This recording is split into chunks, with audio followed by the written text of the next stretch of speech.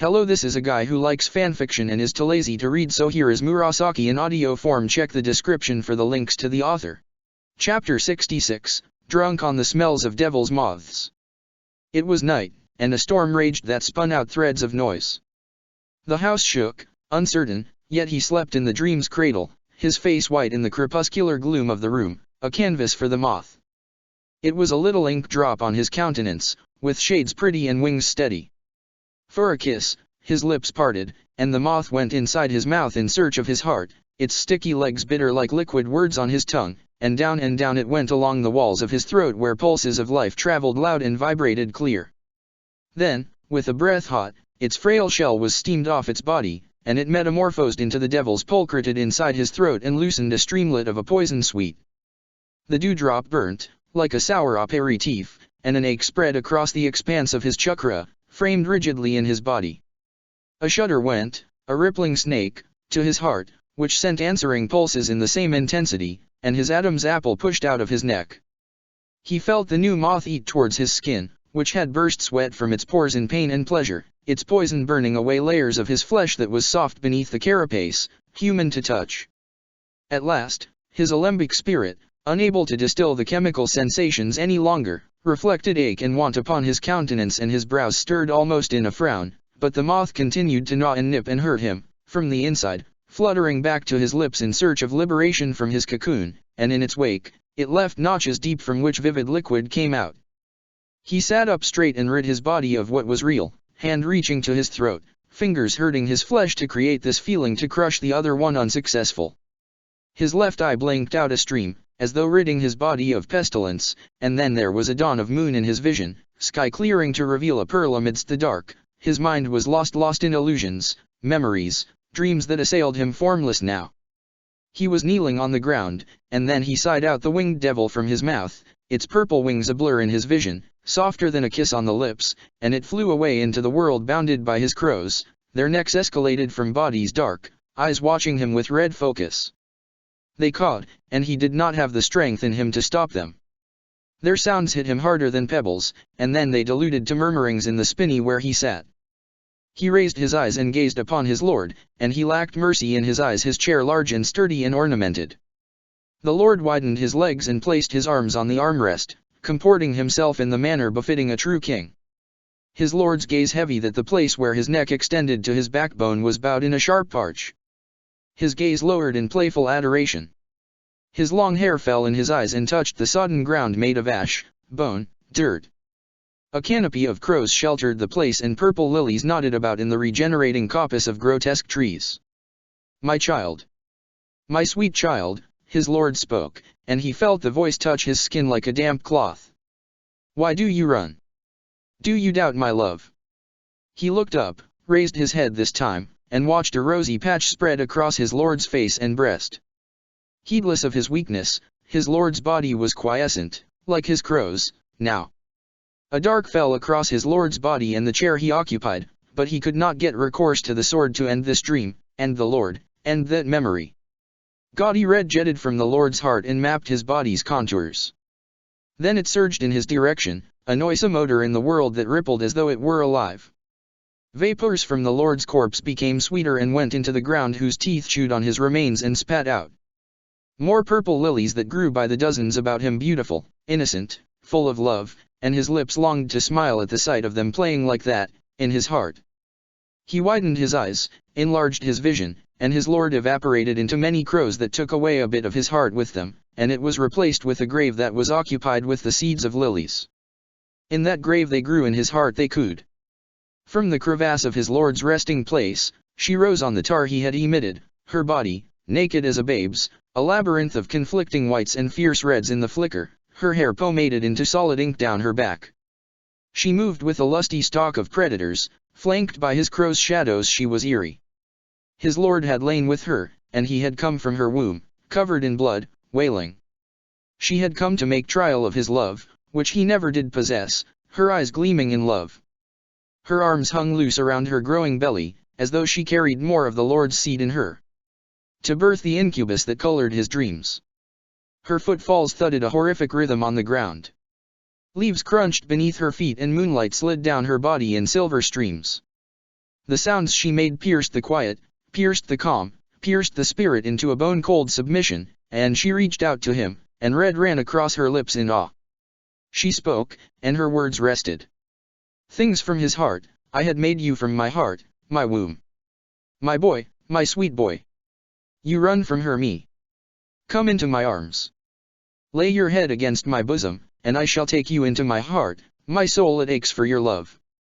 And love, red like Higanbana, like Sasanqua, like his clan's legacy, dripped from the junction between her plump thighs, white against red, and he could not stop looking at that place, whence he began his journey of breaths and limbs, the place that had made him mortal. Blood kept coming from her womb, congealing, forming thick globules over her thighs, and from them burst out winged devils. They fell down like drops of slack ink. Then a wash of mist passed over them, and reinvigorated, they flew upon this world's breaths to become a new extension of his spirit. She sat down before him and wrapped her arms around his neck. Then a wound opened up in her breast, and she pressed his face into its mouth. He saw her heart, cut up in two, still beating like twins, like two suns inside a ripe womb. Do you see my heart? She asked, thrusting a hand into his hair and passing the other one over his head in a tender gesture of love. You have broken my heart, Itaki, you have broken it in two. Blood gurgled out from the wound and collided against the roof of his mouth in slick streams, warm and sweet. It flowed down his throat in rich runnels. Her body shivered against his and she wept, and by her tears she haunted him. He backed away as her skin and eyes oozed like melted tallow, expelling more blood that was tar. Why do you break my heart? She whimpered with lips trembling. Her arms fell slack by her sides, and she looked up at the world that was still cold to her like winter, and crows wept in the sky and black tears rained on her. The womb and wound bled love and moths, and he could not look at her any longer, so he rose, away from her arms, but her blood in his mouth made him sick. The world spun like theater dolls that danced from strings in his eyes, and he fell fainting to the ground, pain and pleasure blent in the world, here and now, his body sizzling with the twisting of colors, voices, dreams. His world's asperities rose from his waking eyes, and he sensed the left one emit bright ichor to trace his cheek and throat.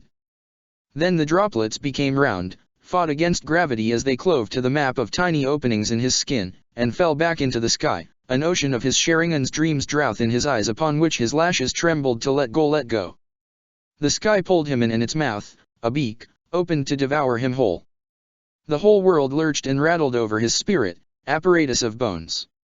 His hair fell forward and streamed before his features, his breaths going into the endless black between the crow's gaping beak that was hungry for every last drop of memories in his eyes. Anon, red welled up in his gaze, and sky closed its eyes and mouth. The whole world fell back with a crash that created a painful thrum in his bones, a sensation which did not leave his system for too long. He lay like this for what felt like hours in the quiet, counting his own breaths. The crow in the sky had gone to sleep, but he could still see ripples travel through its skin, which ruffled its feathers in a rush of shushes and flurries of black. The sounds vanished into his heart and mingled with the thump-thumps like loose liquid, and he heard stirring on his right, and, when he looked, he saw his lord looking at him, lying by his side, his eyes dripping with love. You are a child. My child, the Lord spoke, and he saw the white of his face in the stone black of his Lord's eyes. The dry leaves stirred by the Lord's breaths brushed against Itaka's face, and it felt real. Then he heard crunches on his left, and he saw the woman whose womb he had inhabited for months, a place that had created the hand that wrote her fate. You are a good boy, Itaki, you are such a good boy, she said, and her breaths came out in huffs, her white dress smeared red at the supple breast that rose and fell as if burdened by her love. Then Itaka felt a little weight on his breast, and he reached his hands to curl them around the little babe cooing and sleeping there. It smelled like lilies, just like lilies, and his heart sang like the moths fluttering on the wind laden with love's scents.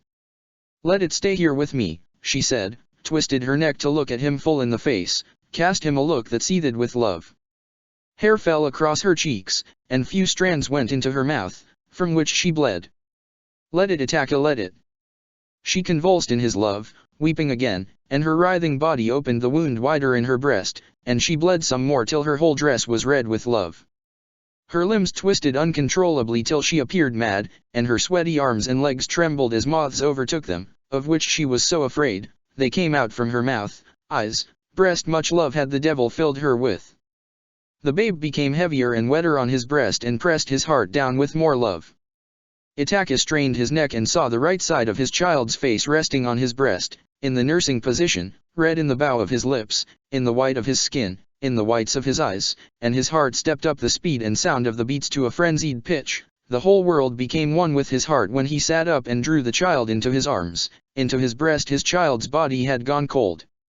Itaki ran a hand over his child's hair that was matted in mud and ash and blood. The child's eyes were voids, his limbs, stone. It lay on his knees as he watched the shade framed tightly. Eternal the sleep in the child's eyes, and he laid back the hair and pressed his lips to the brow, and his heart made the whole world dirl. His love bleeding from his gaze, endless. His heart longed to hear the music of the child's breaths, it could not bear this parting. His lord had been eaten to the bones by moths, and he cared not, and the woman who had conceived by the Lord grabbed his child's wrist, pleading in tones sorrowful. "Leave it with me, let it stay," she spoke, blinded by the devils that had consumed her inside out, just a talking husk now, brimming to the full with his love, drunk on the smells of devil's moths. Itaka lifted up the child's body that grew youthful in sleep and stepped away from her, but she sat up, stubborn, that he was forced to run her breast through with a sword sharp that skewered her to the ground, fertile with her sasanquas. She jerked, leaned her head back into the soil, and let loose a scream. Then she burst into angered moths. The child became heavier in his arms, but he did not care. He was still a child, his child. He carried him in his arms to the clear water of his dreams, and then he drowned him, watching shimmering crimson rise to the surface in strings, hoping. Itaka's eyes opened to the faint shadows that lay across his roof. The eyes still played to the tunes of his dreams. He placed his hand over the left eye and wiped away the blood across his cheek in straight lines. Then, as if the child beckoned him, he got up and walked barefooted to the prison in a limping gait, his senses going berserk, dreams dancing as shades along the manor's walls. He could hear nothing above the sounds of red bubbles that rose to the surface of his Sharingan's vision. Everything blurred and vanished behind his dream as he walked in the rain that diluted the lines on his face into pink. The dark in the corridor did not cause him worry. His eyes carved out their own path in search of the child, for whom his passion knew no bound. Itaka's breath squeezed out from his lungs when he stopped in front of the prison door. He rubbed his fingers across the closed left eye, and his fingers came away red. He opened the seal with the red and walked inside. His eyes saw nothing but the child that slept in the light. He stopped when he reached him, breaths calming. Then he sat down by the sleeping child's side and reached his hand to touch his brow. It was warm, a little clammy with sweat. The vision went away and colors and smells filled the room. His child had a cloth tied round his eyes to make him sleep. His expression was strained. Did he dream terrible dreams? Itaka caressed the child's head and bent down to press a kiss on his brow. The child stirred a little, and the iron clanked around his right wrist. He backed away without a sound. He did not want to disturb him any longer, so he left the room, locked it behind him, and stood in the rain. Then, as though strength left his body, he slumped down onto his knees in the garden that glimmered in the white sparks. Love and moth and lily burnt in his breast, together, till he could not withstand the intensity anymore. He took off his soaked shirt, sitting in the rain that curled in the wind, whipping his back. Itaka looked up and his eyes filled up with rain and read in reveries. He could not hear any sounds but the water that bubbled to the surface. The sky turned black, and the crow looked back into his eyes, and he went delirious in the grip of poisons. Itaka-sama, Itaka-sama. Tanaka came running, his back stooped. He sat down by Itaka's side and pressed Itaka's forehead against his shoulder.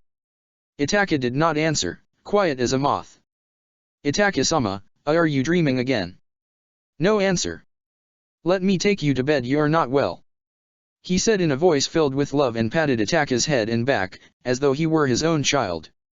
He put chakra into his trembling arm and wrapped it around Itaka's waist. Itaka did not resist and went along with him. By the time Tanaka put Itaka to bed, he was out of breaths.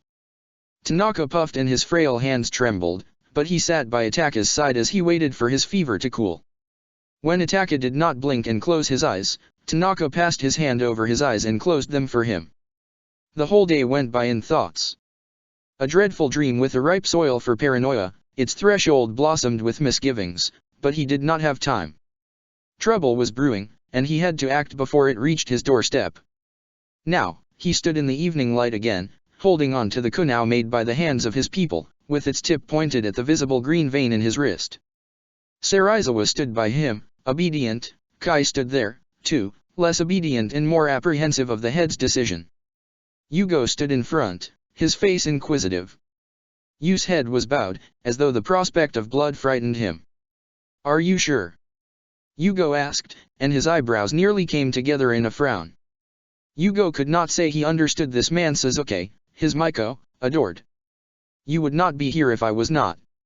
"Sure," Itachi spoke with a little pause, and then he drove the kunao's tip into the skin, pushed it inward, and pulled it up and cut the vein cleanly in two. Blood jetted out in a squirt and formed an arc across his wrist that was white as ash just a moment ago. The streamlets dripped down to the floor in tiny splatters and dirted the finely crafted mat. His expression had not changed. Yugo adjusted the cloak over his shoulders and drew closer. His shadow was less imposing than that of the man before him, albeit Itachi was a little shorter than he. He positioned his hand above the wounded wrist and made his flesh merge with the vein that got reattached with organic stitches in moments. Yu, who had been holding his breath through the whole process, rushed to Itachi and wiped clean the wrist. When he looked upon Itachi's face after finishing the task, he did not see any shift in his countenance. Whatever Itachi had resolved, he had resolved it within himself. "Kai, take these two with you to the prison cell," Itachi spoke and clamped his hand around his healed wrist thoughtlessly. Kai gave a bow of his head and stopped in his movements to the door and turned to Itachi, a little reluctantly. "Suijutsu as he came by. He said he wants to see Sasuke," he said and lowered his eyes when he saw visible irritation appear in Itachi's face. "He is still here?" Itachi asked and Kai gave a nod in silence. Itachi looked away from him at the hue in the horizon, his irritation melting into a subtle expression that usually meant trouble for those who knew him. "You have grown quite lax in your duties. I wonder." Itachi spoke and Kai lowered his head more as if he was filled with reverence and about to go into the deepest bow. When Itachi remained silent, Kai gave another bow, just out of habit, and left the room, Yu and Yugo right behind him. Itachi remained quiet for some time, watching the sky darken a little above the dividing arc. Then he spoke, his voice like the coming winter, in a manner that he meant what he said. "If this does not go as I have imagined, I want you to convince the people in your house. They should allow me to give Sasuke my eyes." "He would." "Itachi-sama." Serizawa said, startled, his hands moving forward with a sudden swiftness as though to grab hold of Itachi's shoulders. "Let me speak." Itachi spoke, and Serizawa spoke no more as he stood in obedience to his clan's lord. "He would require my chakra veins, as well. I do not want him to live a life of blindness, without the power he would require in my absence. The power that was his right in Oto-sama's will. I see no reason to mock a dead man's wish. Itachi-sama, you'll live a long and fulfilling life, you don't have to do this."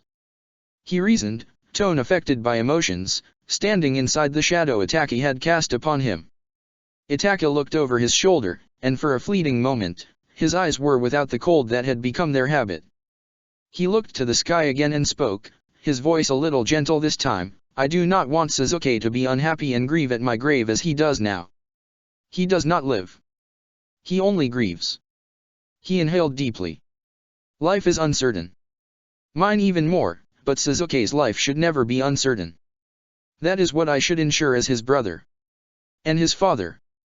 Then Itachi left the room without looking at Serizawa, and he was left with no choice but to follow.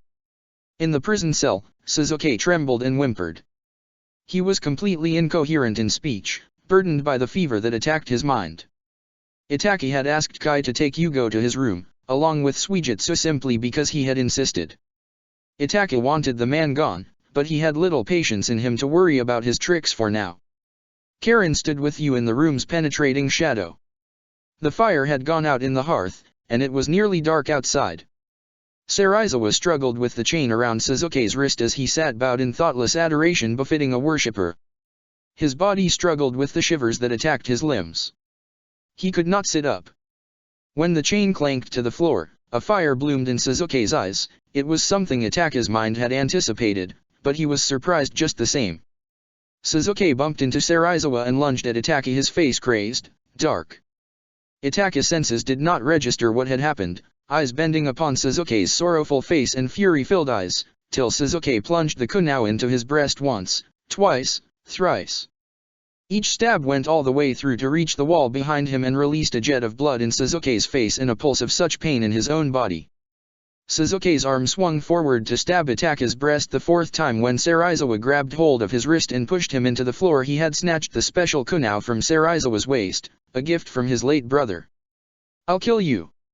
Suzuki snarled, his face pressed into the floor. The kunai had fallen from his blood-smeared hand, blood dripping from its gleaming edges to gather on the wooden floor as a stain. Itaka's pink teeth clamped tight between the gums. He took in a breath so sharp and slid down to the floor, onto his knees, leaving vertical red lines on the white portion of the wall. His head bent down with the pain in his body, and he could hear nothing, his eyes still on Suzuki. Itaka pushed Karen's arm away when she pressed it against his rouged lips, her flesh soft against his teeth. She made a cut into her arm with her fingertips and brought it to his lips again. He did not break her skin, but when his lips closed on the wound, starved for relief, he could not deny that her blood was the second sweetest thing he had ever tasted. There was a slack richness to it as it went down his throat in languid trickles that closed up his wounds and stopped sending pain signals through his body. Green light glowed on his breast as you healed him, his face enveloped by shock and fear. In moments, pain went away and sounds returned. Suzuki was weeping again. "Nii-san, I am sorry," Suzuki wept, childlike, shivering underneath the weight of Serizawa's arms. Itaka did not speak a word as he beheld the boy with eyes emotionless, and his blood glistened bright red against the evening sun's hollow radiance. Izumi was a girl who fell in love with the older one, she was a girl who fell in hate with the younger one. It was a simple story for her heart. She had known it to be true since she had seen the twilight glow during the sunset of that autumn day, with Itaka by her side. The servant girl told her that Suzuki had gone mad, that Itaka had locked him up in the cell. "He's gloomy," the servant girl had said, and gloomy men often enjoyed the company of women. Her heart fluttered like birds. It was a cruel thought, but she wanted to be alone with the man she loved. So she smiled like a girl always in love and fingered the letter in her hand, just to feel the sensations the paper gave off. She had written it with care in bold brush strokes. He would like it. She looked at the sky, her kimono flowing in the light breeze that was replete with the scents she hated. They clogged up her nostrils and made her sneeze. Spring was better, summer, lovely. Her thoughts drifted along the waves in the sky, and a crimson reckoned upon the horizon's arc, faded away with the going sun. Then Izumi heard a sound and her heart stalled from the sky, like a bird. She grasped her kimono, raised up the layers a bit, walked into the manor's shadow that seemed to be stretching forward towards the stone pathway. The inside was quiet, but she could hear the sounds coming from Itaka's room. The door was slightly ajar and a vertical light beam stood between the door and shadows. She tiptoed to the door and peered inside, and the scene that greeted her made her clamp her hand over her mouth. Suzuki was thrashing about, without anything covering his torso, as four men tried their hardest to keep him still. Suzuki's head was in Itaka's lap, who was rubbing his fingers gently against Suzuki's temples. The sounds were louder here and flowed as waves that ebbed after striking against something invisible. A seal? She tucked the letter in her obi and leaned forward, too curious to go back now. Itaka's face was unusually cold, colder than she had ever seen. Gently, he brushed the hair from Suzuki's forehead and spoke, "What are you waiting for?" Yugo's teeth tightened down on his jaw. He was reluctant and afraid of what he might end up doing. He stilled Suzuki's arm, which had gone frail with hunger and pain and illness, with one strong hand and looked into the older one's eyes without fear. "This'll hurt him a lot," he said, and though his voice shivered a little, he still managed to stress on the last two words with a resoluteness that came naturally to him. He was a man of the wild. "I am aware," Itaka spoke and caressed Suzuki's forehead as he called for him in this med state. "He needs to feel pain for the veins to expel chakra into his system. Without it, you might as well just leave him mad. Without any anesthetic agent, he'll... Are you under the impression that I want to take Suzuki's life? Kill him?" Itaka cut across him, his tone and face incredibly sober, but Yugo felt mocked by his sincerity. "I have given him something. It will diminish the pain, but not enough to vanish it completely." Then Itaka went quiet, eyes upon Suzuki, who dampened his cheeks with more tears, and his quietness told Yugo to do what he had asked of him, and partaking the grim sensation that pervaded the air, Yugo's breast swelled with a great breath. He bent over Suzuki and positioned his hands, his palms facing inwards, on either side of Suzuki's head. Itaki held Suzuki's free hand down in his stead.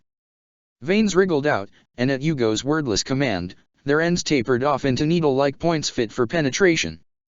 Suzuki felt them break the skin on his temples, and his breathing stopped for a moment. Fear's ripples went through his body and vibrated into his tormentor's hands. His brow pinched with uncertainty, but, with a return of realization, he felt a rush of the fiercest pain. The veins burrowed further in, and Suzuki filled his lungs to the brim with air. His mouth opened slowly, and the dip below his ribcage intensified that Itaka could count all of his ribs. Then he let out a scream so loud that it collided against the seal and went across the walls in beats. Suzuki's body went into spasmodic movements, and his screams kept coming, each one louder than the last. His breast was held fast with strong hands, and it grew weary from the weight. His throat grew hoarse from screaming for so long that he started pleading, which all he could do to muster little whimpers, like a child. For a little while, Suzuki only emitted shuddering breaths, his body going limp with oppression. Blood came from his temples and collected in Itaka's palms, but Itaka could not tell how much pain Suzuki felt now. Streams of it streaked through Suzuki's hairs that were still laced with grime and dirt for not having bathed his body for nights and days. Everyone sat in silence, but shadows came forward and announced night's arrival. Itaki raised his eyes and saw that the shadows on the paper screen windows were gone. Outside, a breeze puffed across the garden and rough leaves spun along the wet stones. Storm had passed for now. Suzuki's mouth gaped open, and he clamped his eyes shut under the cloth that Itaka saw the muscles strain in his cheeks. His lungs heaved and fought for breath, and he made retching sounds deep in his throat. Then his face fell to the left and he expelled the contents of his stomach on Itaka's trousers. Yugo looked at Suzuki and then at Itaka with concern. "What's wrong with him?" "It is a natural reaction of the body from the pain. It will subside." He spoke without a discernible tone in his manner of speech, watching Suzuki's body make a shivering movement each time he heaved and retched, which cramped his stomach. He had deposited nothing more than white slime on Itaka's black trousers. When Suzuki stopped, his breast rose and fell slowly with deep breaths, as though he had fallen asleep. Itaka grabbed a damp cloth from the side and wiped Suzuki's face and his trousers clean.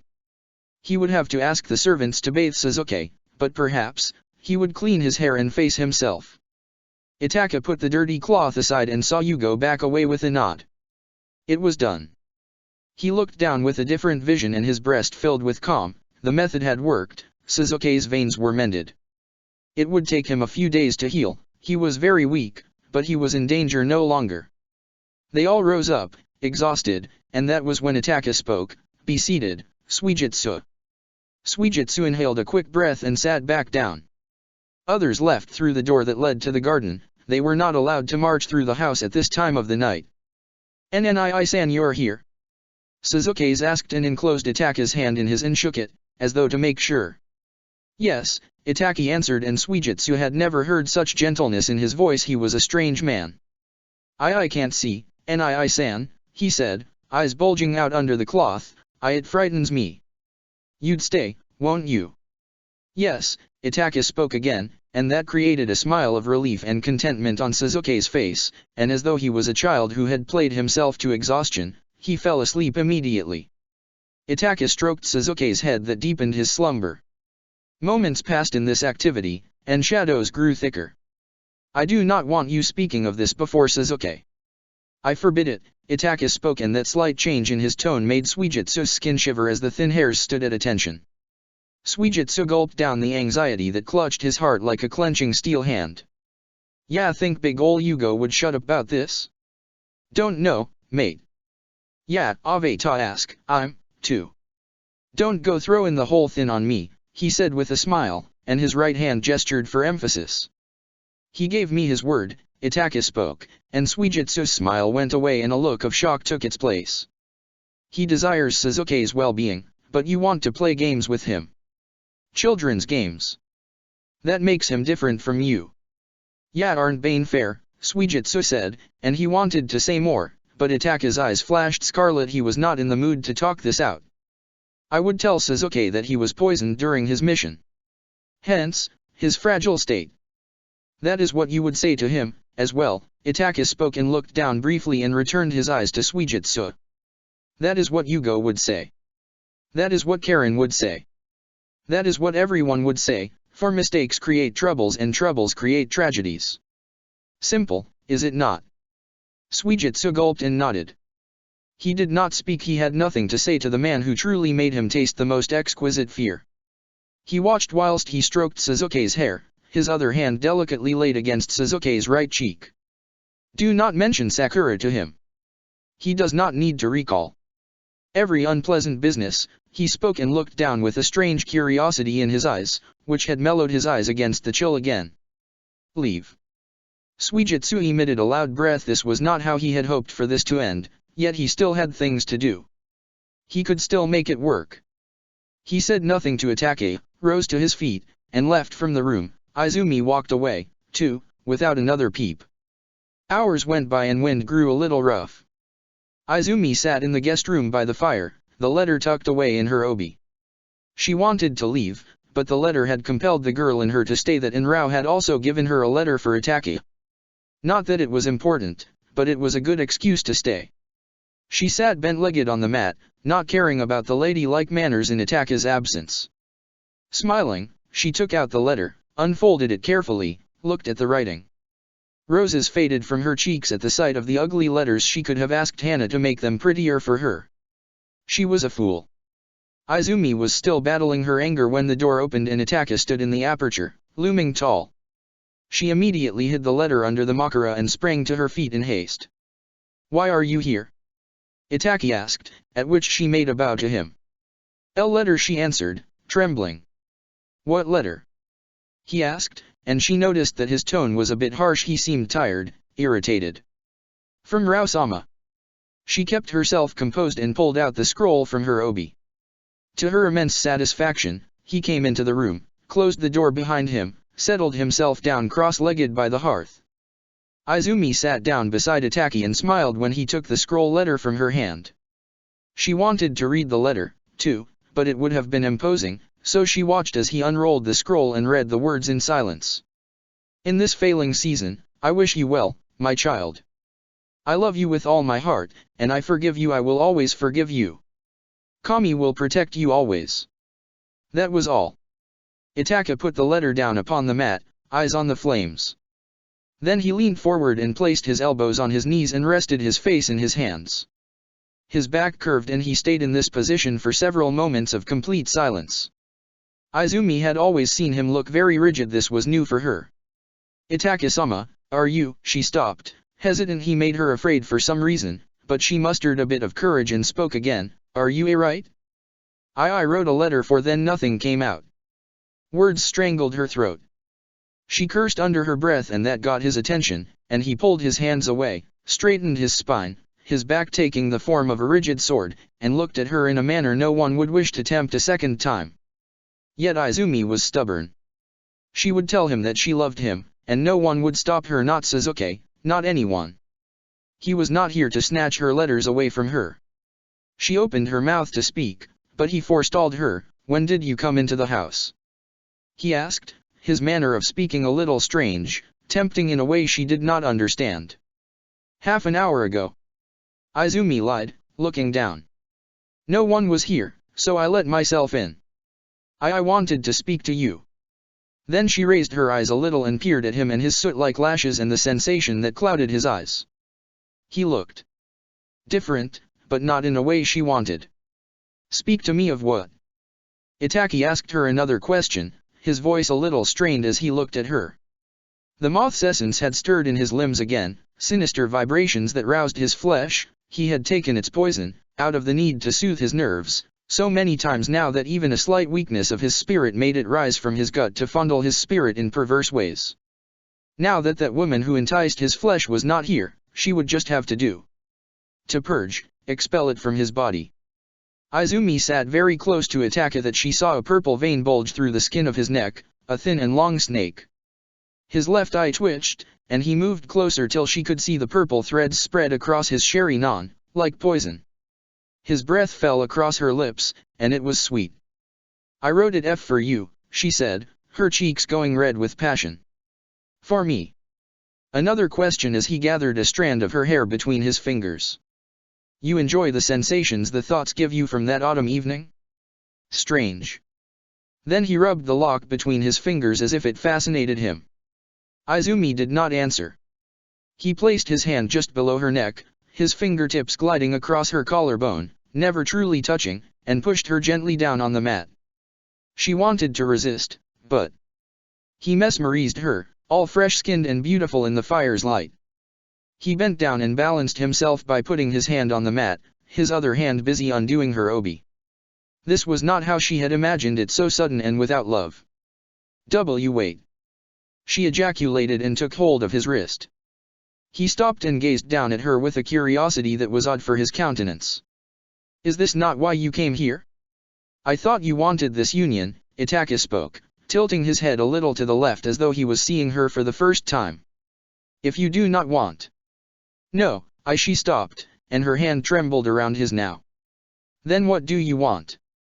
he asked, voice dipped in a whispery tone, eyes colder than stones, flecked at the cores by something that made her tremble, but she had wanted him to make love to her for so long, and he was here now, looking at her, that she released her grip and allowed him to discover her the way he wanted for now. He undid her obi in silence and pulled open the front of her kimono and let it slither down to the sides.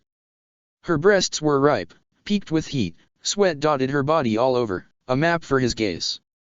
His love-making was complicated, if she could even call it that. His hands hovered near, his fingertips giving off chakra and sensations to the pores in her skin, which consumed the particles with hunger. This was new for her blossoming core. Itaka did nothing intense, as though her pretty body and skin did not interest him. He just traced the pronounced hollows from her hip bones down to her thighs, but his chakra kept flowing in, and she found it harder to breathe. She closed her eyes when he slid her undergarment down her legs and pried her thighs open with his hands. Pinpricks of light floated against her eyelids, and, when he lay onto her, she took a swallow of his scent. He smelled noxious and sweet and strange. What was this smell? She did not have time to dwell on this as he shifted and his hand reached down to part the moist curls on her genitals. When he probed her open, she opened her eyes to look at the deep dip where his clavicle met his shoulder, enveloped in sweat. He grasped her thigh and pressed his hips into her, his arousal thick between her thighs, which glided into her at such a slow pace that her breath broke, and she wrapped her hand around the back of his neck, lifting herself up to slant her lips over his throat. And she bled from that place, a girl no more, and he had not said a word, had not passed a breath for her loss. She felt full with him as he stroked her over and over again, feeling her muscles tightening wonderfully around him. Her breaths kissed the pulses that beat like tempests in his veins. And still he said nothing, and still he did nothing more than merge his flesh with hers without a heart. And the lover who loved him took heart and fell back on the mat inside his shadow and squeezed his hips between her thighs, yet she knew he did not feel the love she felt, and her heart could not bear his unfeeling nature, so she wept, and her breast puffed in and out at a fast rate. He stopped and looked down to her, and he spoke this time, "Why do you weep? I was gentle with you, when I do not care for these frivolities." Her lower lip pushed out but she said nothing, and he began moving inside her again, his thrusts harder, deeper now. Her body felt delighted when she spilled her want, but as she turned her head to the left, tears welled up and blurred the letters Rao had made in her missive. They were far prettier than the ones she had made, clumsy like her. His last two breaths came short and sharp, from deep in his throat, and he transported his seed into her womb. Then he backed away without a sound, zipping himself up, and she saw a kind of disgust in his countenance of the whole matter, as though he never wanted to mate with her. The look never left his face, and he went out from the room without speaking to her. She lay there, felt the wind cooling the burning from her pleasure-covered body, then, as she became aware of his seed flowing out from her that was without his chakra, she wept. Chapter 67, A Lonely Lover. Permanent thy night, let the moon come. In the kingdom of thy gaze, the child swum. His night, this night, was inlaid with shades strange, deep purple along the horizon's arch, darkest smoke that filled its extremities, like slips of fish in the main. A tumult of silence in the ebb of tides, shattered in the room by the child's wails. The child clung to his breast, wailing, sounds thrumming through his body as a horrific tune.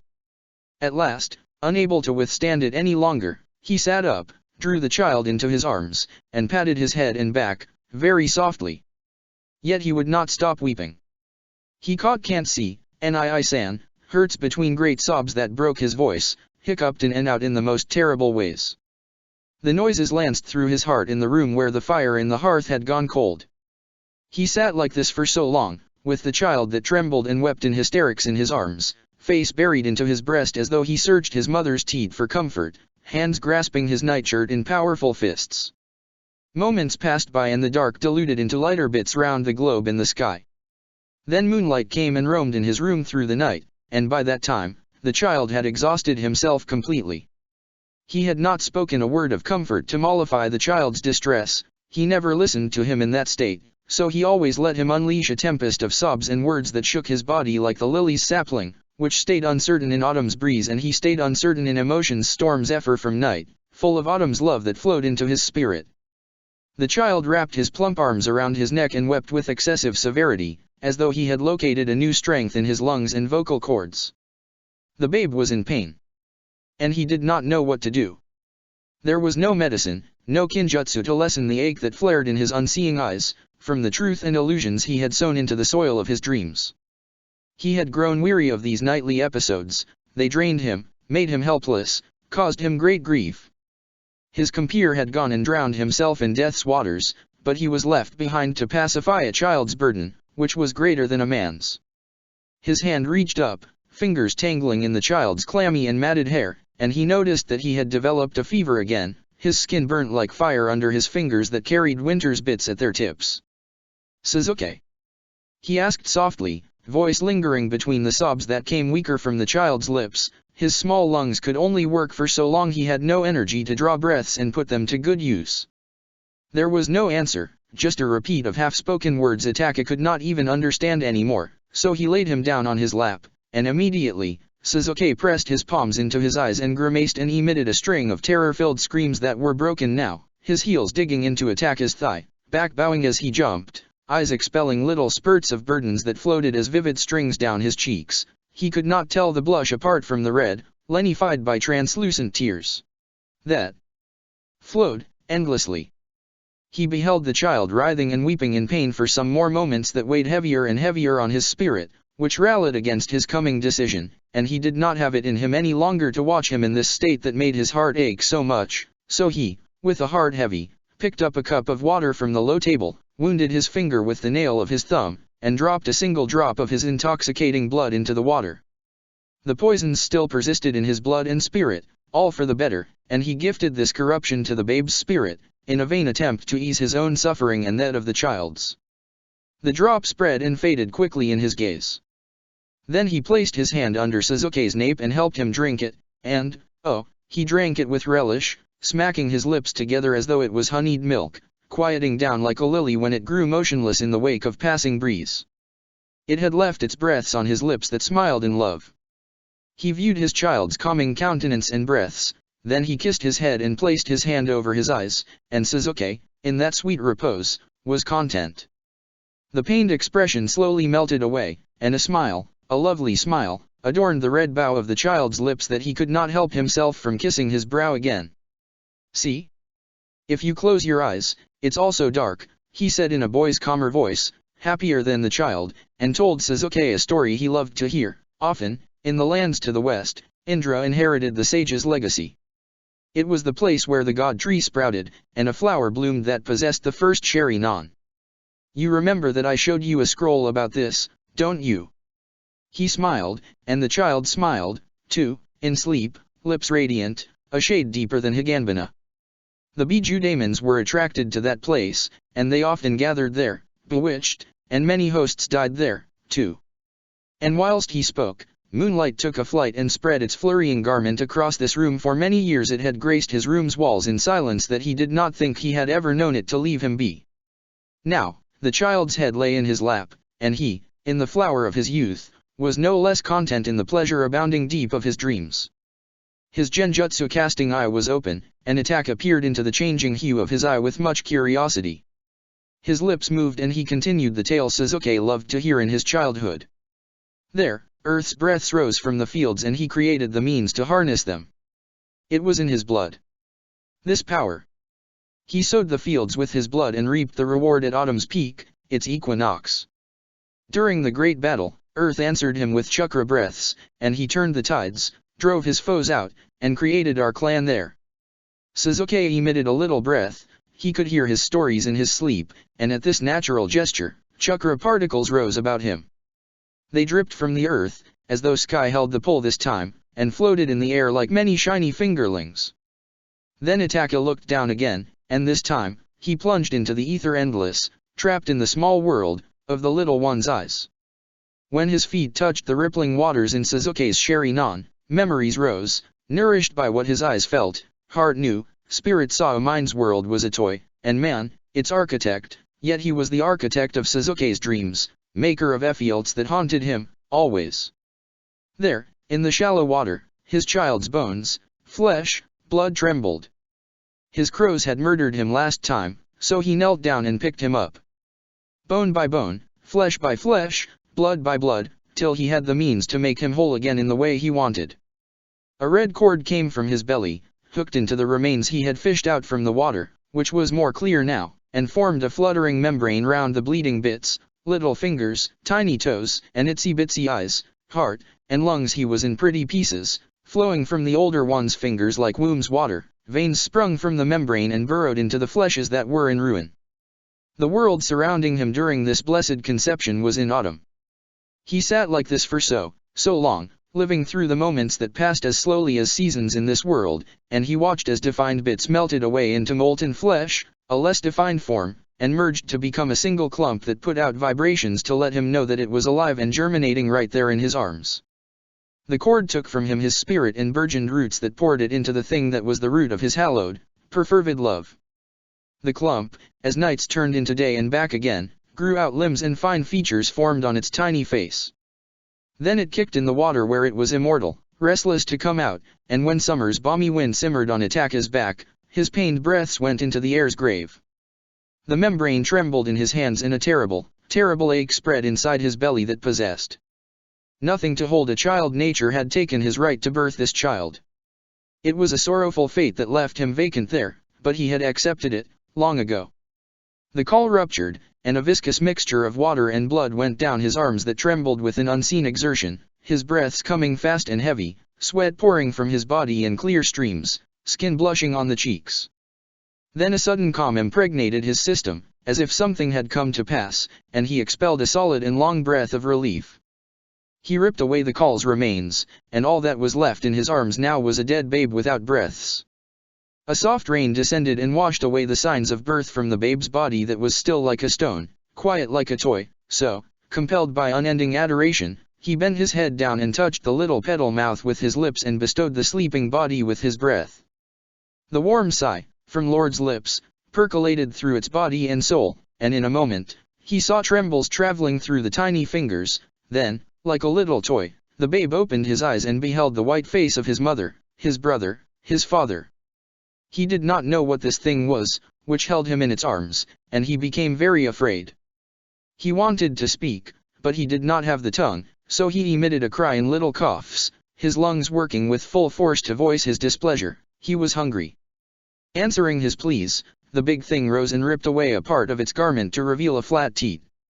His eyes saw a white pearl dancing at the pebbled tip, and his tongue peeked out by nature's design and his mouth closed around the nipple and his eyes closed in contentment as milk filled his mouth in spurts. It was the most delicious thing he had ever tasted, most delicious thing a man would ever taste as a new mortal. Oh, so sweet, so lovely that he relished it with all the love his little heart allowed, filling his belly with all the love his mother gave. He could still taste the sweetness of mother's milk on his tongue, here in the mind, after all this time. What a strange place. The cord had fallen away, and he had become the bride of time, with Sasuke in his arms, whilst he walked to the shores of the babe's endless dreams. Sasuke had sprung to birth again from his lord's womb, belly full of mother's milk, breast calm, eyes watching his mother's eyes, and this time, his lips moved in a heavy voice, which Sasuke assumed to be his mother's, poured from his lips, you chased the moths that floated to the purple lilies. True. His mother said, and Sasuke took in a deep, deep breath, emitted a profound exhalation, and stuck his small pink fingers into his mouth. His mother smiled at the innocent gesture. Sakura did nothing with the pellets, you sweet child, his mother spoke again whilst he suckled on his fingers, enjoying the lingering taste of milk that coated his lips.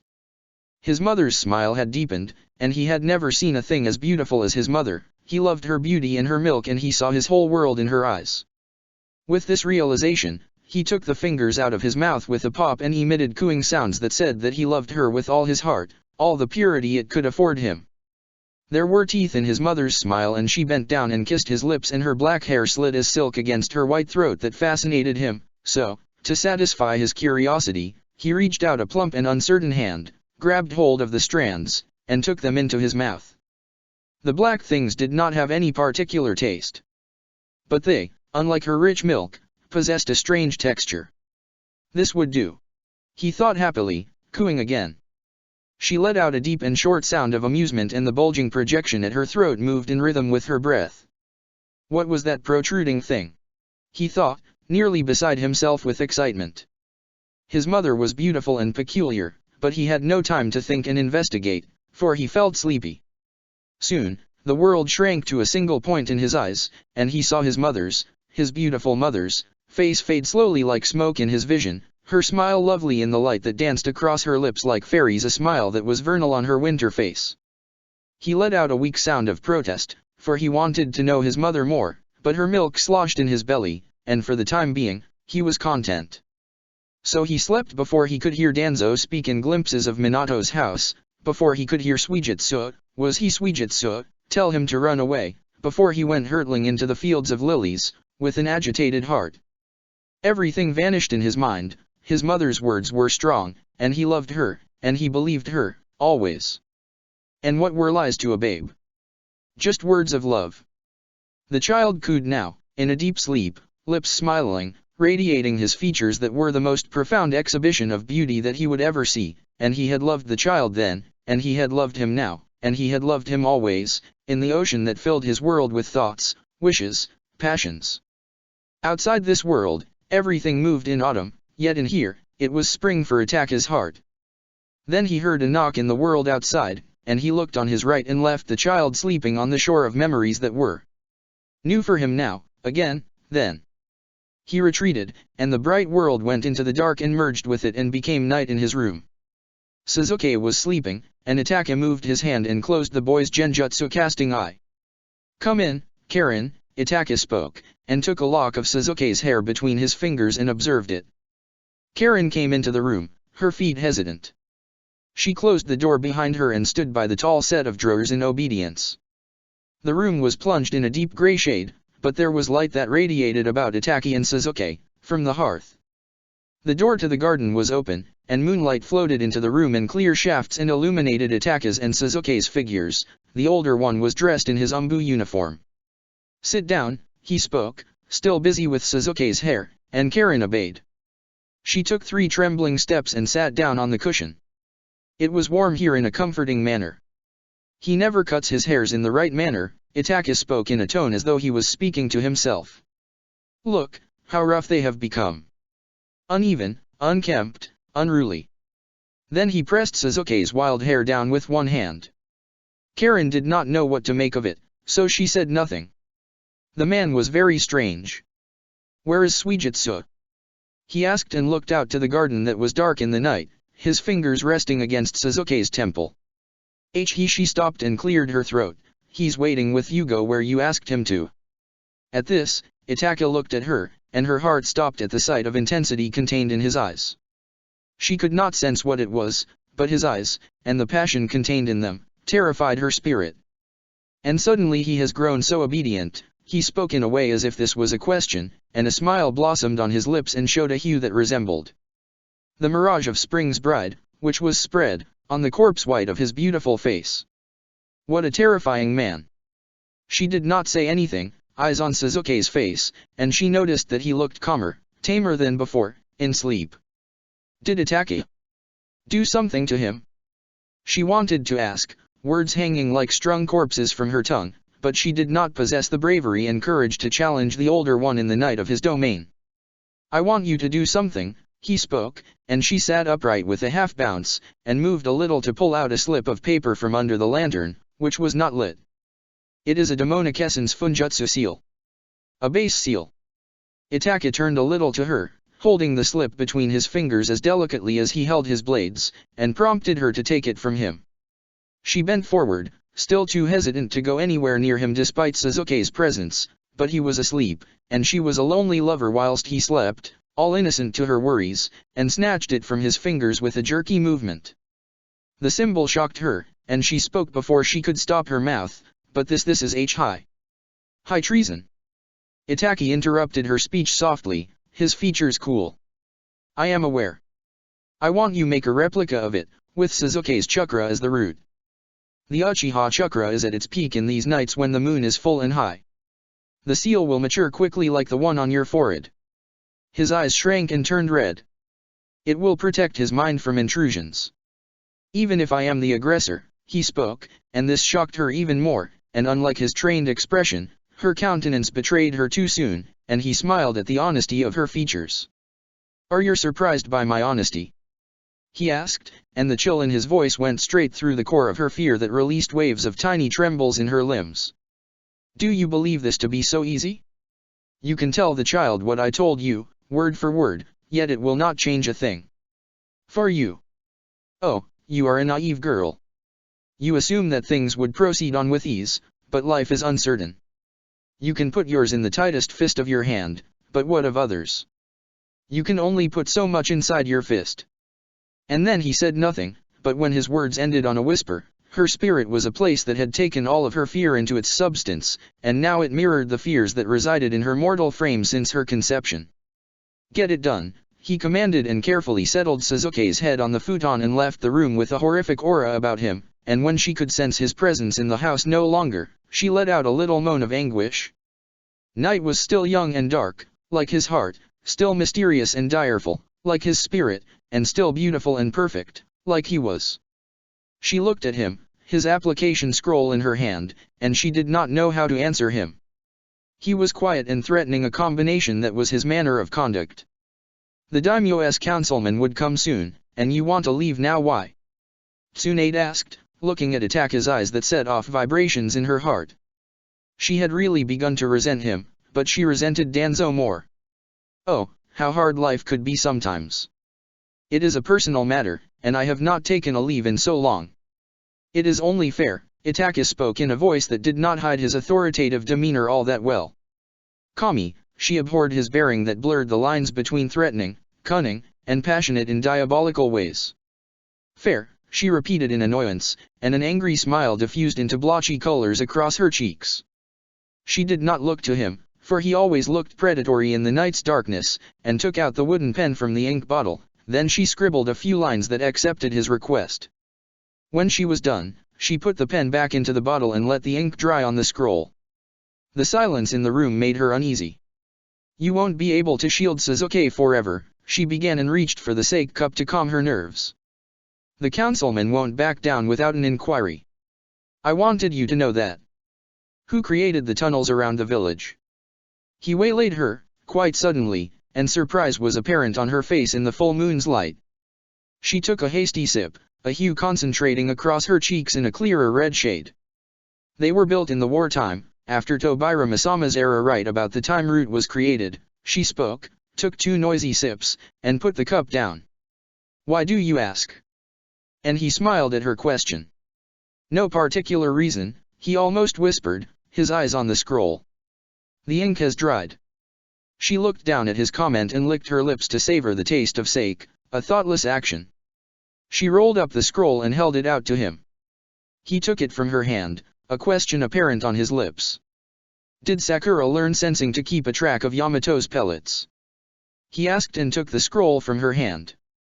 "No," she said deeply, and an angry young woman shone through in the light by the grace of Kami and her talents. He did not say anything, but answered with a silent smile and left the room, and her heart, vibrating with a new intensity. When morning rose, Izumi decided that she would stay with Rao for tonight. She did not want to see him for now.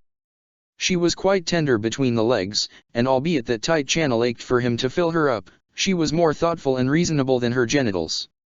She was a lonely lover who did not understand him. He smelled strange, but lovely, behaved coldly, but agreeably, his manner was harshest, but sweetest. At least, that was what she believed when they were joined together during mating. She had gone to his house with Rao's missives, and he had coaxed her, without words, with his impassioned eyes, to lay with him several times a day. After the fifth time, Izumi did not think she had it in her to feed her lust anymore, so she told him that she had to leave, and to her immense surprise, he said nothing to stop her. What sort of man was he? She was a half Uchiha. Her mother was of noble birth from her father's side, and she could sense his chakra roaring in his body during the act. Last time, he had laid her prone on the futon, parted her thighs a bit with a lazy movement of his hands, which were a bit hotter than usual, and penetrated her from behind. He had not bothered to remove a thing from her body, just the undergarment she wore.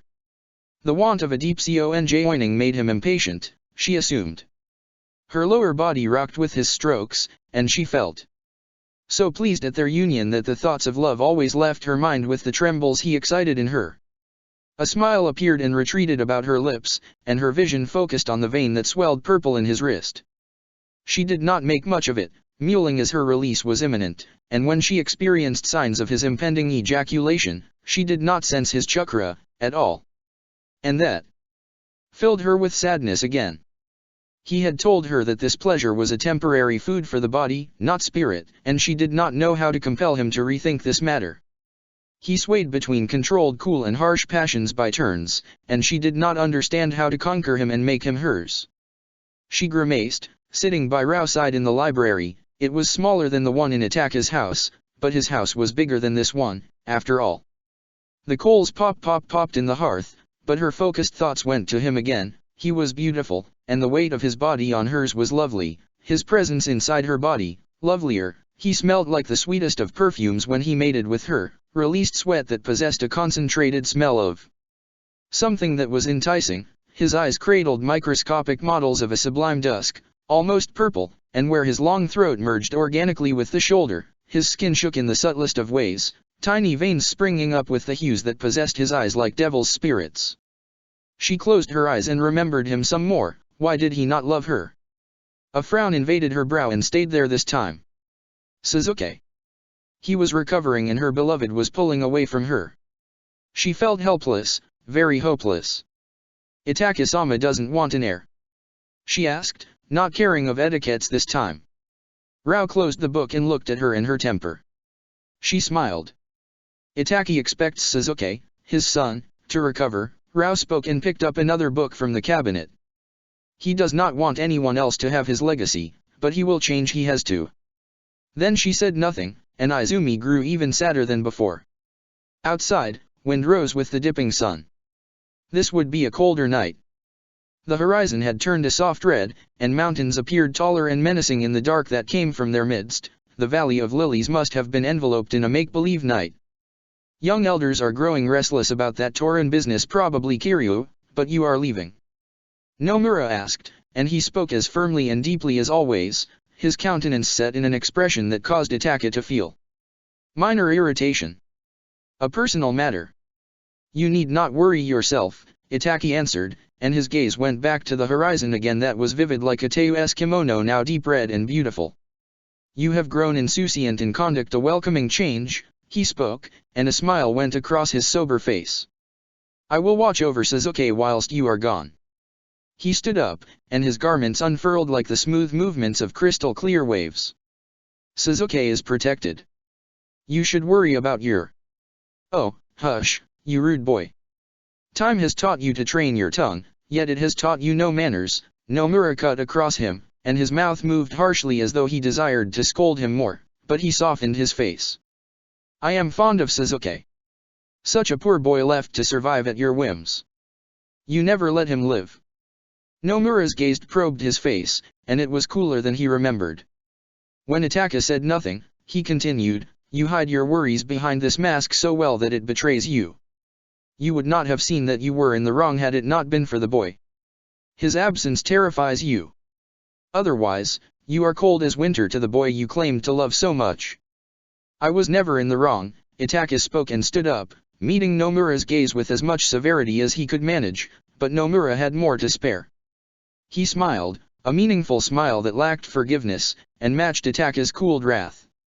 You will cause his death. Always a slave to another's cause.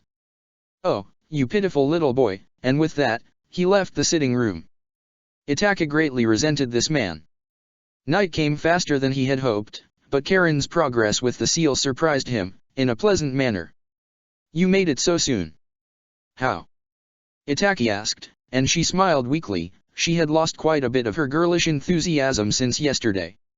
It's something that shouldn't concern you, she said, faking a brave voice, a child's imitation of an adult. Oh, a secret between children.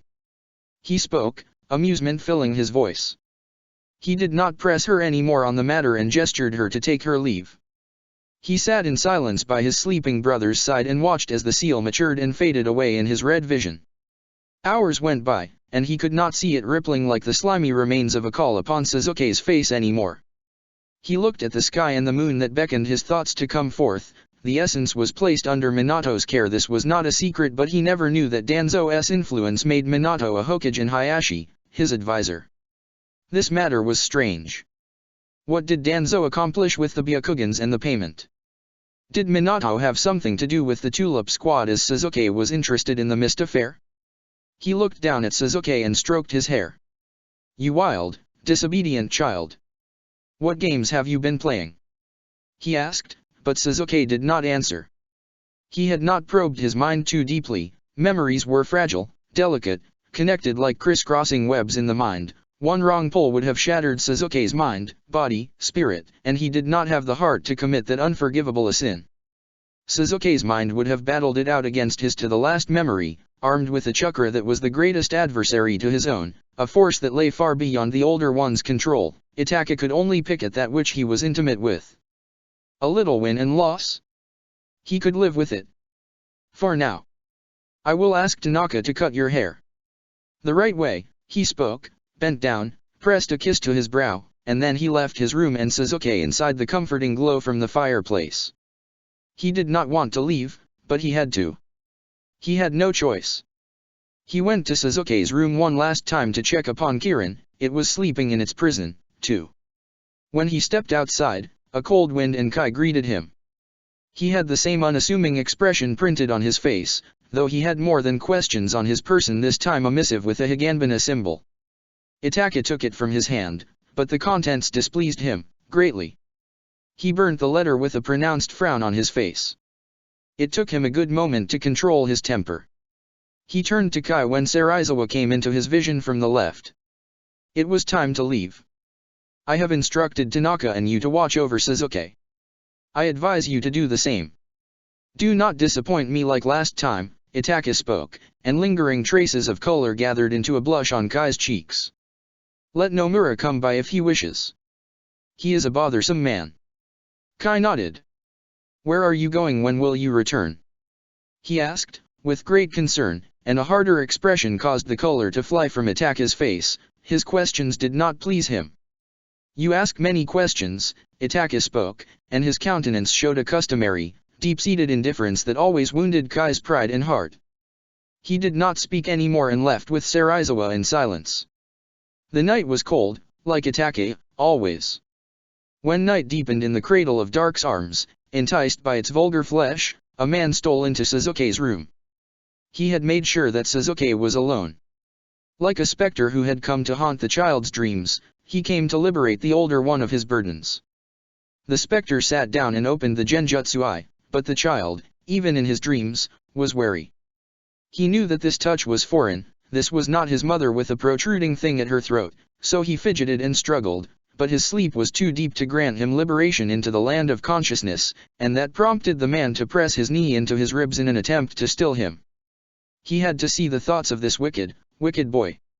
Yet the child, always naughty, did not let him, so he pressed harder and went into the dark of Suzuki's mind, his Sharingan guiding him to steal the child's precious memories, that was closed to him. Then he heard a crack, a loud one. The shadow backed away. The red lantern, which was lit now, had toppled over beside the wild child's face. "Fuck!" he hissed, his hands going to his head to fist his hair in bunches, his eyes darting about the room. Had the crow seen this sin? He trembled at the thought of this exhibitionism that he was dancing in the crow's gaze, and, as a consequence, a delicious aura enveloped his loins like the velvet mouth he dreamed of. "Fuck!" he hissed again, for in his struggle, he had fractured 2 of the child's ribs, and an expression of ache was contorting the boy's countenance with haste now. What a naughty child, he never listened. He grabbed the child's neck, in half a mind to crack his throat in 2 and end him here. Now. But then he saw the way the lantern lay by the boy's cheek, all sweaty in the light, and the scrim fell from before the empire of his heart and his hand retreated. In his heart, he had built a home born from lust's gaze, love's haze. He could not dream beneath sleep's callous hands, so he submerged his hands into this night that stirred the waters of his river to come forth, all gushing, from the crown. Winter's moon had appeared in the spectre's gaze, and he saw him in the younger one's countenance, in the dark trick that enticed his flesh so much that it became unbearable. He did not want to speak the crow's name, but his hunger compelled him to betray his honor, ruin it in ways only he knew. "Ayataka-sama," he stopped, clamping his lips together to seal his heart's words that shamed him. His trembling fingers brushed across the wet seam of the younger one's lips, and he saw the brow strain and the set of lips lengthen in cool indifference that was so like the older one's visage. That he was fooled. His heart elated beyond measure, sung beyond the undulations of this air. A pusillanimous heart, a lonely lover, he had ruined it in sleep, and he ruined it in waking.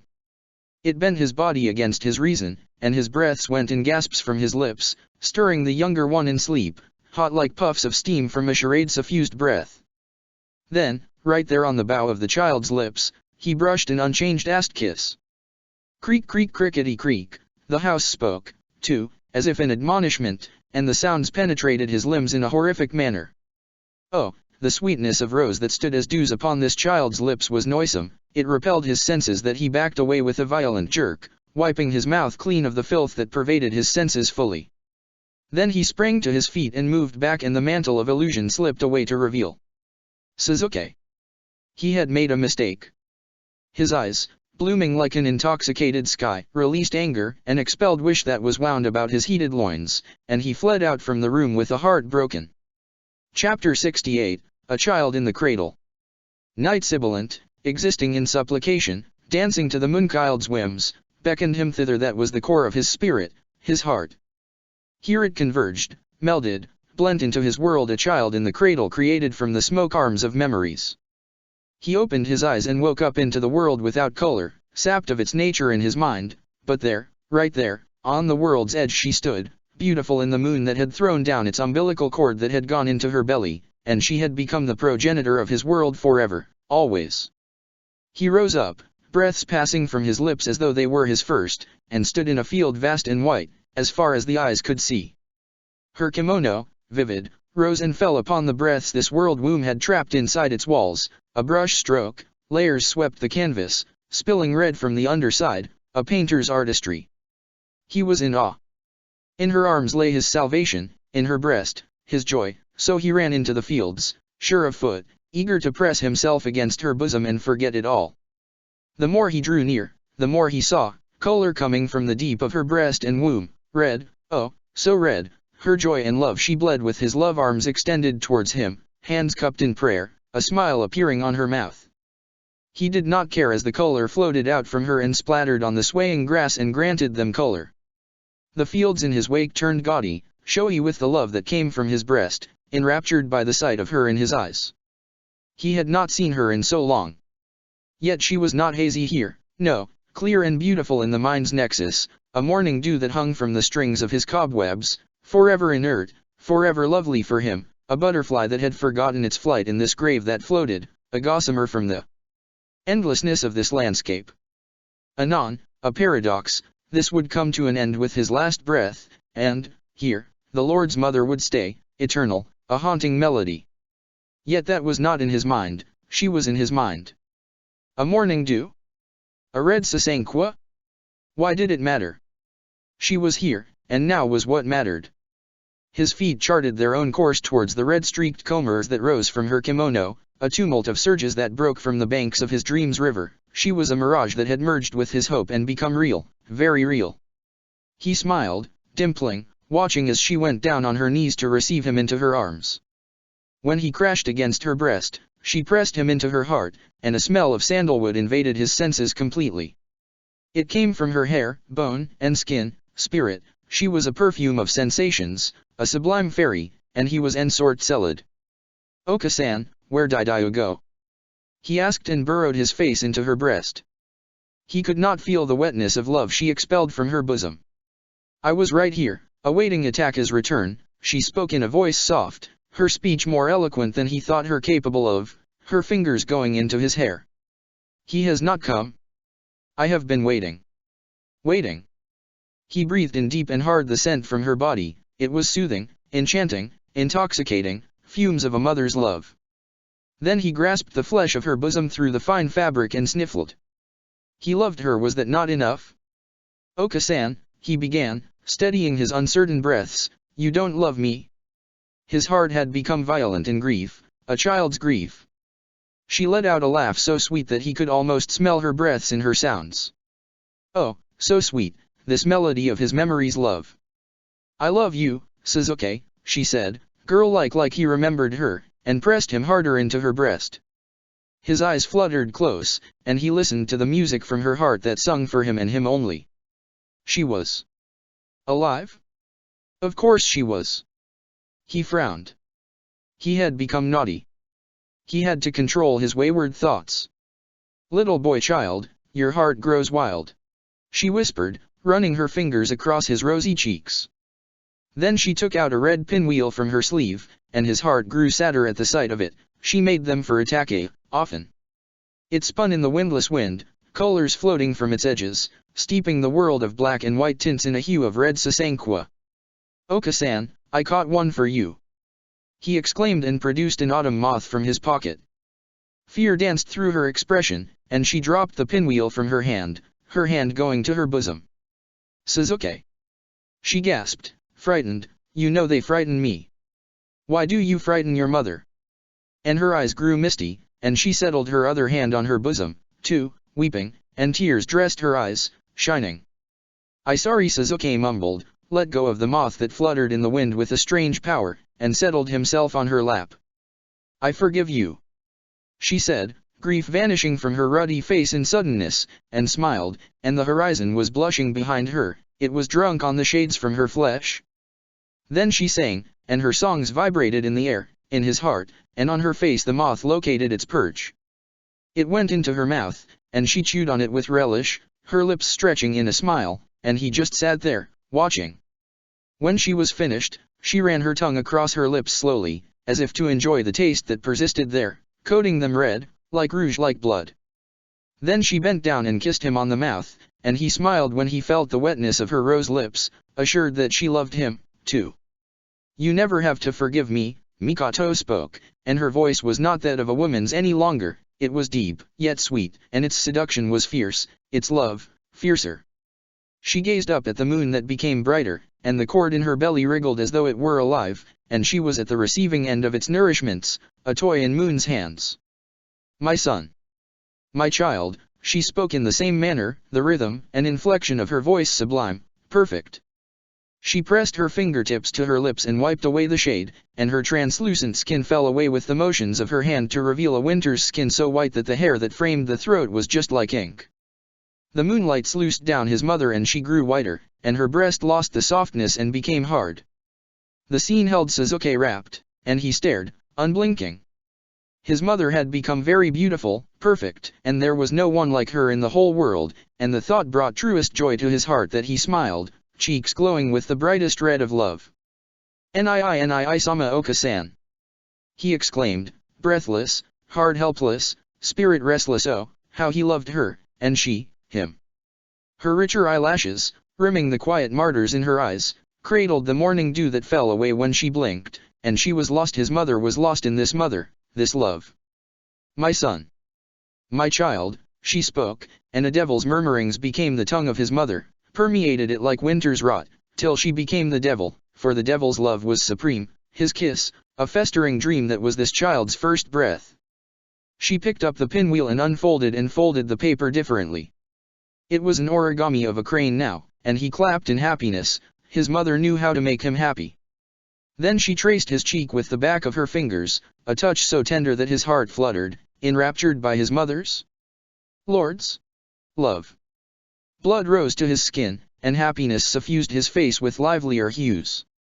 He had never felt this happy, eyes agleam with fire's fervor, a crucifixion of suns in his gaze. Little boy child, filled with love, beguiled, she whispered and leaned her head down, her longer throat's protrusion vibrating with her speech, and then she pressed her lips, which stung like winter's moths, to his right cheek, left cheek, brow, and then his mouth, and his heart ruptured at the joy he felt, a love that martyrized him upon the cross of his dreams. Quaking his heart, in love, shaking his spirit, in love, vibrating his soul, in love, everything united in oneness with the Lord. Then his mother, his Lord, rose to her feet and cradled him in her arms, speaking in tone dulcet, "My son. My child.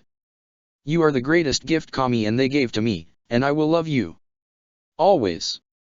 And she strode with a slow, perfect gait to the valley's edge, her garments fine, embroidered with moths, that trailed behind her in deep layers. The devils fluttered, wings stitched into her kimono, and then they rose with wicked wings to fly out and spray the world behind him into night.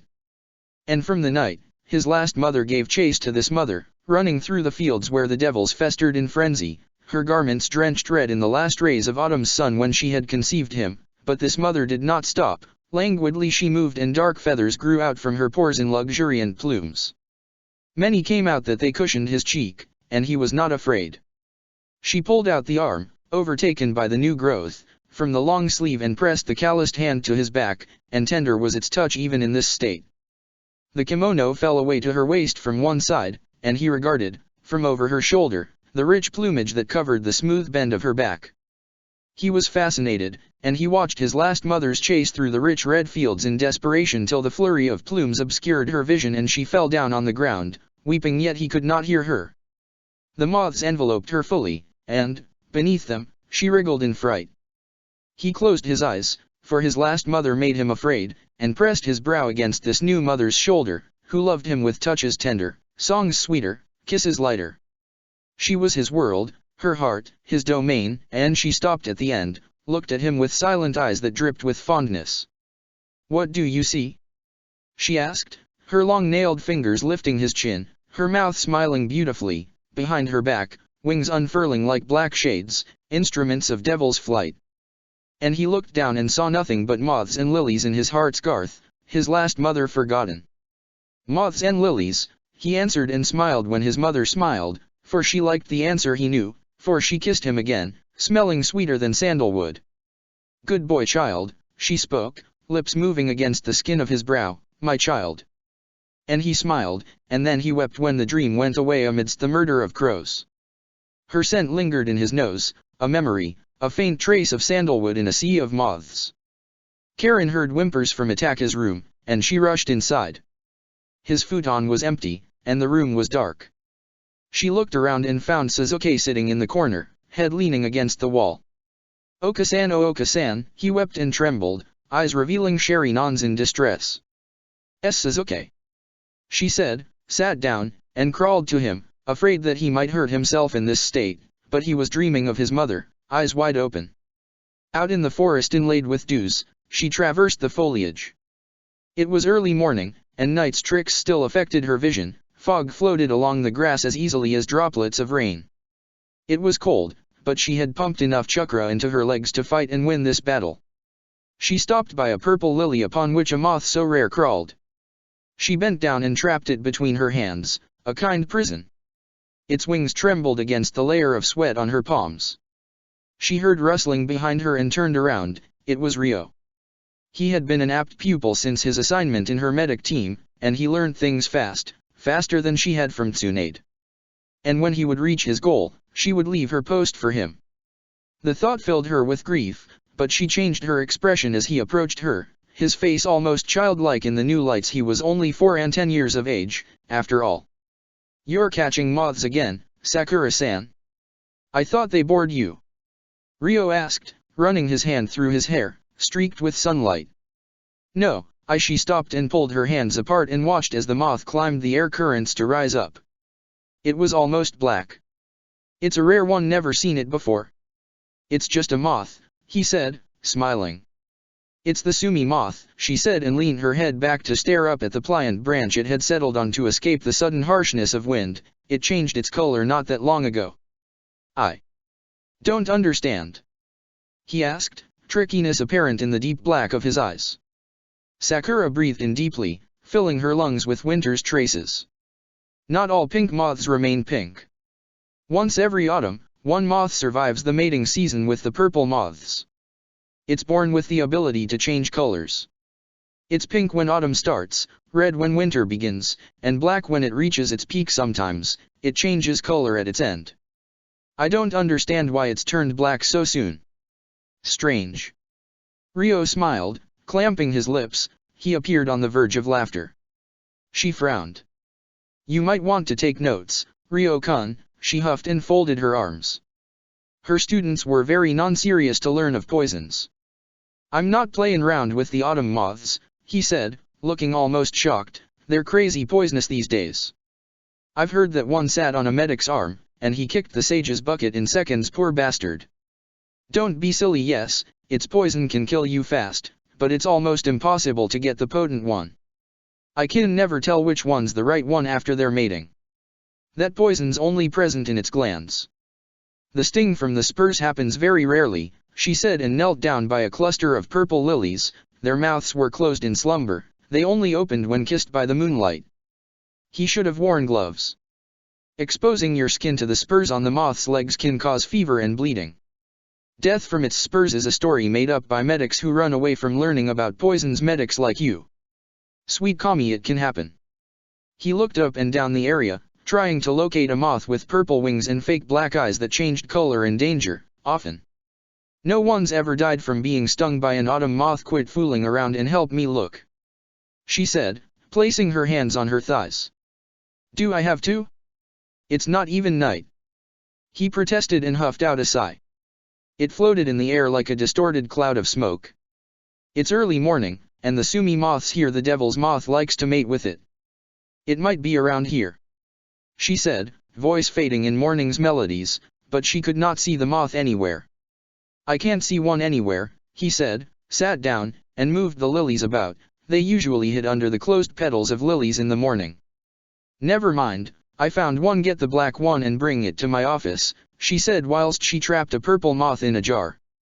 Its wings furled and unfurled slowly as it became aware of its prison. It was sleepy, intoxicated on poisons that filled its systems, armed to the teeth to kill the pink ones during mating.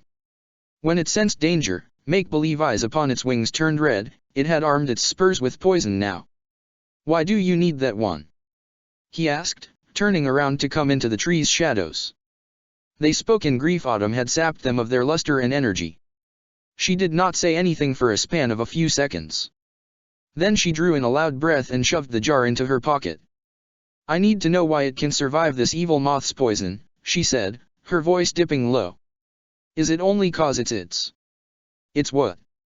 Ryo asked, unable to hear her small voice over the sounds the forest made whilst it woke from its habitual slumber. It can't lay eggs, not ever. It's born that way, she said, and he could see a bitterness invade her smile that changed her whole expression. The ripe and common ones, they always die, and she was looking at him in a manner that eluded him.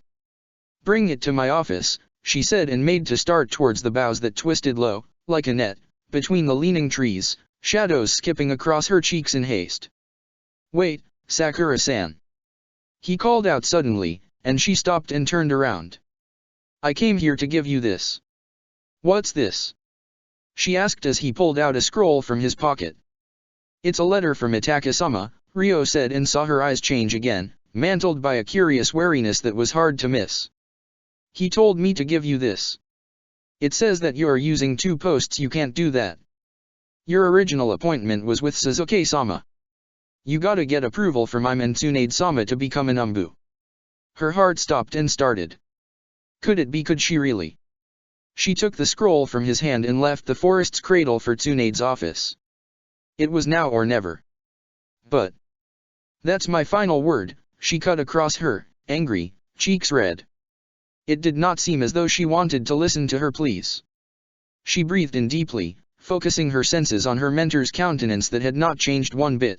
Her nostrils were flared, lips pursed, fingers clenched. She was not in the mood to talk, but she had to try. If I do this, Tsunade-sama, she began, controlling the passions in her voice and eyes, I can get away from here. I need this. Please. No, Tsunade answered, turning her face away to gaze at the red beyond the window autumn, of which the sky had grown weary. No, Sakura, I don't trust Itake. He hasn't said a thing to me about this. I don't know why he's offering you this post. I don't know what's in his mind. He's a treacherous boy. Don't trust him. Stay away from him. You want to get away from here? I'll get you a post in another village, but not Umbu, not this. But in Umbu, Sakura stopped when Tsunade slapped her hand down on the table. Sake rippled in the bottle and glasses clinked and 2 wooden pens fell down on the floor. She spoke no more, bowing her head in obedience. This is my final word. Don't argue with me, Tsunade spoke at last, her voice harsher than before. You don't know what goes on in Umbu. It's not the side of Konoha you want to know. He didn't even let his own brother become an Umbu shinobi. If he had, Kai's post would have been Sasuke's, but he did everything in his power to thwart Sasuke's path. Everything. Sasuke's resentment is just. It's fair. He's been sent to a post he doesn't deserve. It's a mockery of his talents. You don't want to know what goes on in Umbu. It's better for you not to know. Then she placed her hand against her cheek and picked up the sage bottle to pour herself another glass. She appeared anxious, her bosom pink with sweat. Sakura clenched her teeth together, fighting the tears, and nodded. Shadows pooled around her sandals. Night was coming, another lonely night, and without Naruto, she did not know how to satisfy her yearnings. Did you kill the prisoner and put the blame on Hinata's shoulders? Tsunade asked, and her words, though soft, struck Sakura's heart like a spirit-crushing blow. Sweat drops quivered on Sakura's skin, a map of sensations, but she did not hesitate to lie this time. She shook her head and raised her gaze to look upon her mentor who stood with her back to her. Leave, Tsunade spoke and raised the glass to her lips to take a little sip, a small pleasure for her heart. The walk to Naruto's home was lonely. Sakura was distraught. She knew Sasuke would sign this scroll with haste. He wanted her gone, and this thought made her stop by the gate. Wind's garments unfurled and smells escaped the layers in bursts. It smelled seductive, this autumn's perfume. She did not make much of the smell that enticed her heart and made her way to the door. It was a heavy double door. Wind chimes hung at the frame, clinking in the wind. Silver bells collided and chinked, gleaming bright. Evening was approaching, but sunlight, broken by storm's torn veils, came down in distorted beams to touch her cheeks. She felt nothing there. It was a light without spring's warmth. She was spring's flower, and in that season she lived. Sakura sucked in a long breath, clenched her fingers, rapped on the door. For some moments, she heard nothing. Then, a moment later, the door opened and Kushina stood in the door frame, her face hard and tense. She did not like that Sakura had shown up on her doorstep, uninvited. Good evening, Kushina-sama. I want to speak to Naruto. How is he? I haven't seen him in days. I need to know if he's all right. Please. She said and pushed pink hair from her green eyes. In the grim grayness that filled the entrance, Kushina's eyes darkened. The expression on her countenance remained the same. She moved her hand up and adjusted her shawl that was made from the finest silk Sakura had ever seen. She was still as pretty as ever, her fairy-like face framed between the red hairs delicately. Shadows moved along her throat that possessed a girl-like pink hue full of youth's vigor still. Her Uzumaki blood spoke without a word through her flesh, and Sakura envied her. He is sleeping, Kushina spoke and held the door. Do not come here again without sending a missive. It is rude. Then she closed the door in her face. Kushina turned away from the door and went back to Naruto's room. Minato sat by his futon, stroking his hair. In the wind, the house creaked. She would ask the servants to fix it in the morning. It was a minor problem. When she stepped into the room, Minato looked over his shoulder. He looked so handsome in the lantern's light that her heart fluttered in love. She smiled, sat delicately by his side, leaned in to press a kiss to his lips.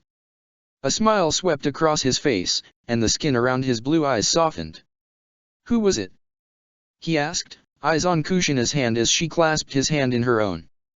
Then she brought his hand to her lips and kissed it, her eyes shining in the light that he could not help but lengthen his smile. "No one," she spoke and leaned into his shoulder, caressing his fingers in fondness, still so in love like young UNS.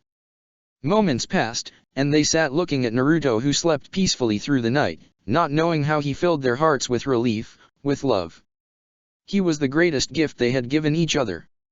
He has asked of him. In moments of consciousness, Minato spoke and bent forward and adjusted the cake button on Naruto. He sighed in his sleep, smiling. His fever had finally thawed. He used to come here and play. The abduction changed everything. Kushina stopped on a sigh and tangled her fingers with his. I do not know why Fugaku did this. He was to earn a seat in the council in exchange for the Mangekyo. It was meant to be an act of good faith from the Uchiha, the only good thing Danzo ever suggested. I do not know why he would ruin himself this way. He ruined us all, he spoke, and his breaths were heavy with grief. The smile went away from Kushina's face, and in its place, a weaker one blossomed. She never could bear to see Minato in distress. Leave it be, do not think of it anymore. I do not want you to wound your heart this way, she spoke and kissed his cheek and wrapped her arm around his in a manner as if they were young lovers still. He did not speak for several long minutes, listening to her humming a song in tones soft. She had told him in the past that she learnt it from her mother. It was a song of life eternal in the lands ripe with fruits beyond Konoha's borders. He had been there and seen chakra breaths rise into the night. He thought it to be an eerie sight, a grave of the Uchiha. Has the seal matured? Minato asked when he saw Naruto's brow frown in a dream. The lantern's light had dimmed, and a thick shadow lay across his son's body now. It made him feel uneasy. Yes, it matures quickly in autumn. You should not worry, my love, Kushina spoke, and a smile was most pronounced in her voice, but it was as though he did not hear it. His mind had gone back to the past again. Danzo's influence made me a Hokage. His vote was what it took to grant me the seat. Hiruzen had shown his consent. Do you? He stopped and looked down at her, and she lifted her head to meet his blue eyes steeped in past doubts, darker oceans of failures. Do you think that had you made the new base seal he asked of you, Naruto could have been spared? And he was looking at her as though he was lost again, and it tore at her heart to see him this way. Minato. I could not have. My family was never skilled in making them. You know this. Do not grieve anymore. He is fine now. I do not want you to go on grieving. We could not have done anything, she spoke, her voice weak, and pressed her brow against his shoulder, her body trembling. Forgive me, he spoke and passed his hand down her back. It was night, and the storm had grown wild. So wild that silence had soaked through the ground that chewed on it with obscene joy, and now, earth sighed in contentment that its belly was full of love. There its children grew, awaiting the moon to break open the sky and announce the end of its gestation period, for it had to birth a new life, children born of autumn's love, which this earth had shared in a ritual of eternal mating. It was night in a delirious storm. Kinder now chose to sing to this earth tonight, but it was wild the way it compelled the earth to release its odors. She walked amongst earth's children, trees dressed in rain and fog, her feet moving towards the secret abode of the moths. The devil's moth she had caught in the morning could attract no pink moth to its domain. She killed it, but found its poison of no use. It was not the true devil's moth she sought. It died for nothing. Her heart was in a dark place, listening, and when she came upon the clearing, passion's heat uncoiled in her belly and something moved there, as though she was carrying a child. Her hands grasped her belly, and she watched, spellbound by the lilies, perky boy children that grew out from the ground and opened their petals to receive kisses from moon on their mouths, kisses trapped in pearly missives of rain. She walked slowly, staring up at the sky as the moon cast veils about her, which floated with an airy grace in the air that was not shy to carry them through the night. One kiss upon the lips of lilies, and they danced with wild joy, swaying back and forth, children learning to run on the ground in abandonment. The moon had thrown down many umbilical cords, and though invisible, they tethered to her children, for she was their mother now, their real mother. The one who birthed them was but a momentary refuge for these boys. They awaited the Moon Mother's kisses, delighted by her lips' playful misses. Children in the cradle of love, their bliss knew no bounds. She closed her eyes, rain on her hot flesh, then, one by one, she removed her garments till she stood bare in the rain that trapped the moonlight in droplets, which slid down her skin, that traced her body's contours, and she courted with rain, courted with cold, courted with lust. She lay down amongst the few lilies that brushed against her skin, delighting her flesh as they played in their own little world, blind to her world. Raindrops collided against her skin and burst into watery flowers over her pores. She, too, was birthing her children, her flowers. Sheer scrims of dark lay before the forest, and behind them, it shivered in excitement of winter's first signs. She turned her head to one lily that grew by her cheek, its petals unfurled, and it smiled, blessed by moon's kiss, and she, in love, kissed it, too, but it refused to smile for her, and that made her heart ache in love, lust. And it moved inside her again and poked at her belly from the inside that she sat up with a contorted countenance. Yet, when her eyes looked to the forest, she stopped breathing. There he stood, lost on the unwooded edge, trees continuing as crooked hands behind him, so oblivious to her, always, moon limning his flesh with white. He stood barefooted, bare from the waist up. Suzuki. She gasped and rose to her feet in haste, ecstasy in heart, and staggered to him, but he did not turn away from her. Full of surprise, she pressed herself into him, flesh singing out at the contact she so desired. His skin was very cold, yet hers was alight with a primal plea, and it burnt that she wanted to cast away this mortal coil and mate with the spirit that lay sheltered inside this wild autumn child of blood and bone. Suzuki, she stopped, breathless, and took his face in her hands that shook. You've come for me? All this way just for me? I love you, I love just this once, Suzuki, just this once, and she wept, heart speaking out in elation, mouth hard on his, and she kissed him over and over again, suckling on his lips, but he was a stone. His eyes were downcast, hidden by his tar-like lashes that wore rain on them without blinking. His expression had not changed, he appeared lost, distant to her confessions as always, and it wounded her. Suzuki, say something to me, damn you! She shouted this time and bit her lower lip, and her eyes stung with the invasion of helplessness, but he was still silent, and she did not know what to do.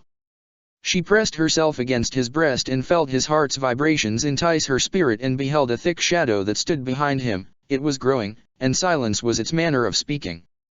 Her heart could not bear his silence, his autumn-conceived demeanor, so she sat down on her knees in a prayer, freed him, and drew him into her mouth. It was cold and flaccid, drenched in rain, against her tongue, and he was still gazing down. However, now it seemed as though he was looking straight into her eyes whilst she pleasured him, and that thought made her slit quiver with an excitement of coming fulfillment.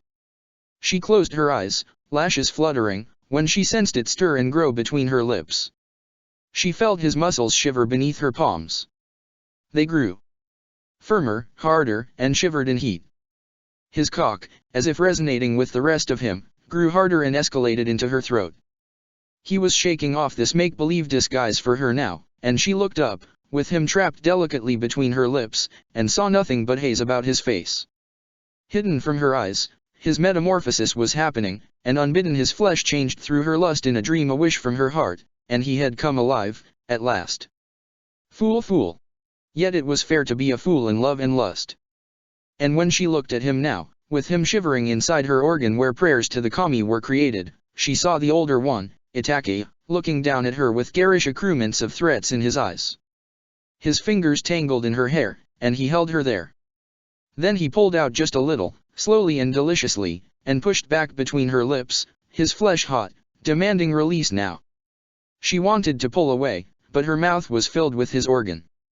Then he moved against her mouth, urging her to take all of him in, and stroked the damp hairs, glistening with unmapped droplets, away from her cheeks as though he wanted to get a good look at her face. There was no smile on his lips, just a command, and she was an instrument for her, perverse pleasures. He chose his own rhythm during this act of irromation, and she took him in repeatedly, working into his rhythm, and felt her own heat scorch the excited flesh down to her core that she pressed her free hand between her legs to appease her need there. At last, she felt him expel strings of release, and he pulled out, still hard and ready for more intrusions into her organ, and dragged translucent threads that stretched taut between her lips and the tip of his ripe flesh. His taste filled her mouth and covered her lips, and she fell back, almost exhausted. She balanced herself on her elbows, back covered with mud and rotten leaves that dragged her back towards the ground and impeded her motions, and half rose when he knelt before her, his knees positioned on either side of her heaving breast, his cock flush with her lips. Tentatively, she raised her head and wrapped her lips around his kneading crown, which still showed signs of his contentment, and he pushed into her mouth and then her throat, his thrust slow, deep. Her fingernails scratched across the hip bone that was exposed above the waist belt of his trousers, soaked through with rain. The cold fingers of his right hand splayed across her shoulder, and the colder fingers of his left hand twisted in her hair, right behind her ear. He stilled, gaze tracing over her face covered in rain's pearls, and his hand tightened this time. He eased his hips back a few inches and rocked forward again, sliding between her lips. He did not move, his pulsing organs weighed heavy on her tongue and inside her throat, filling up her mouth. The pull of his hand sharpened in her hair as he thrust again, a roiling pain rippling along her scalp, and his thrust was harsher this time. His grip slackened in pleasure, and she pulled the lips from him to drag in a quick breath, but he guided her lips back to his ripe organ and pushed forward, and she swallowed him again without protest. His tug on her hair was gentle now, his strokes slower, deeper. Stray black hairs spilt along his rain-soaked moon-pleasured arms, face an empty canvas, eyes rapture's containers. The sight of him heated her blood, and when his release sprung from his cock, hot and viscous, she desired of him to complete her in a ritual of mating. She swallowed down his fluids that tasted bitter and bent her head forward and nipped at the taut flesh, leaving a vivid bruise on the garment nature had given him as his garb, that sailed down as smoothly as a wave from the peak of his hip bone. Then she parted her thighs wide, unabashed, and watched as he flattened his hand on her ribcage, pushed her back to the muddy ground, loomed over her. His cock, solid and hard, glided between her lips, back and forth, till her slit shivered in need, and her back arched, hips rose to take him in, and he slid into her, and her shudders intensified whilst she sucked him into the cunt's narrow heat, repeatedly, and she kissed him, not in love but in lust, down his throat to his rushing pulse. The material of his trousers rasped across her thighs and created a burning sensation. His strokes, at first smooth and slow, then hard and harsh that short, hissing gasps, almost frantic, tumbled from her lips. He moved faster now, and she picked up his rhythm, meeting each stroke of his, her neck arching, her hips surging. The sensations set her flesh ablaze. At last, her flesh, a brimful of primal urges, came apart, and she spilt across his trousers, her breast rising up to press against his, legs winding about his hips to feel the burden of his organ throbbing in violent pulsations just against the knot of her pleasures. Her shivers subsided into slow tremors, and she felt a film of rain between their breasts, eyes roaming his shoulders and rain-curled strands inked across the skin that blushed just a little.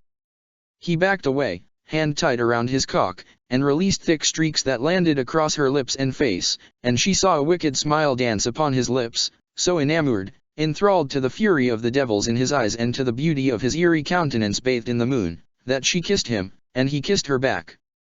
He was Tsukuyomi in her arms, moonlight against her lips and flesh, a living loam of illusions. He slid his hand across her belly, and it started growing with his seed. Darkness came forth, and he faded, like moon, behind its layers, and she watched it grow and grow to bursting.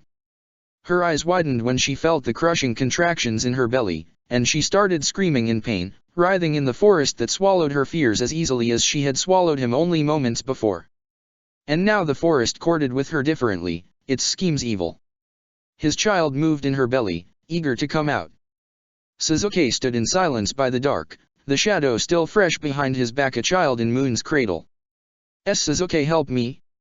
She choked out, screams ripping apart the fine shrouds of fog. He did not answer, his gaze bent upon the lilies the moths had obnubilated in the purest act of love. She rose up when she felt it ripping free of its womb. Water and blood broke and sailed down her thighs, her vision heaving from pain. She could not tell where the path to Konoha was, and it was coming, a child from her womb that was still vacant. Its mouth squeezed out of her cunt, and the black curd around it quaked with her unsteady motions. Then it caught in distress and slid down her thighs, with a shivering call clinging to its side. Itaki had mocked her love in her dreams, he had mocked her. She looked at the stillborn boy-child, horror-struck, shaking and whimpering, and ran into the woods whilst it wept in her wake, hungry for milk. She sat in silence, writing another missive. The man had eluded her informant's grasp. He would be angry with her again. A lovely frown disturbed the sublime beauty of her face for a moment, but then it vanished behind the mask of indifference. She never wore her heart upon her face, that was not what she was taught to exhibit, mind before heart.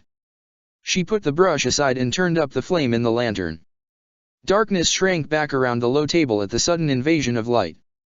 It was night, and the smells autumn had trapped between the folds of its garments had sunk out. It smelt especially sweet and rotten at this time of the night, right after the rains. Light from the lantern struck the opulent decorations, made of silver, brass, and gold, and gleamed. Sounds from laughing girls and boys floated into her room, and she frowned again. She wanted some quiet tonight, so she, smiling, completed the last words in the song she wrote and plucked the strings of the flowery koto. She was taught to play it before her customers from a very young age, but now she played it for him only. Just for him, always for him. And at that moment when she had begun to create a beautiful melody, a girl came into her room, and she stopped, hands hovering over the strings that shone bright. "What is it?" "Leave me be, I do not want to speak of anything," she spoke, her lips glowing with a sharper red color the berries could not hide.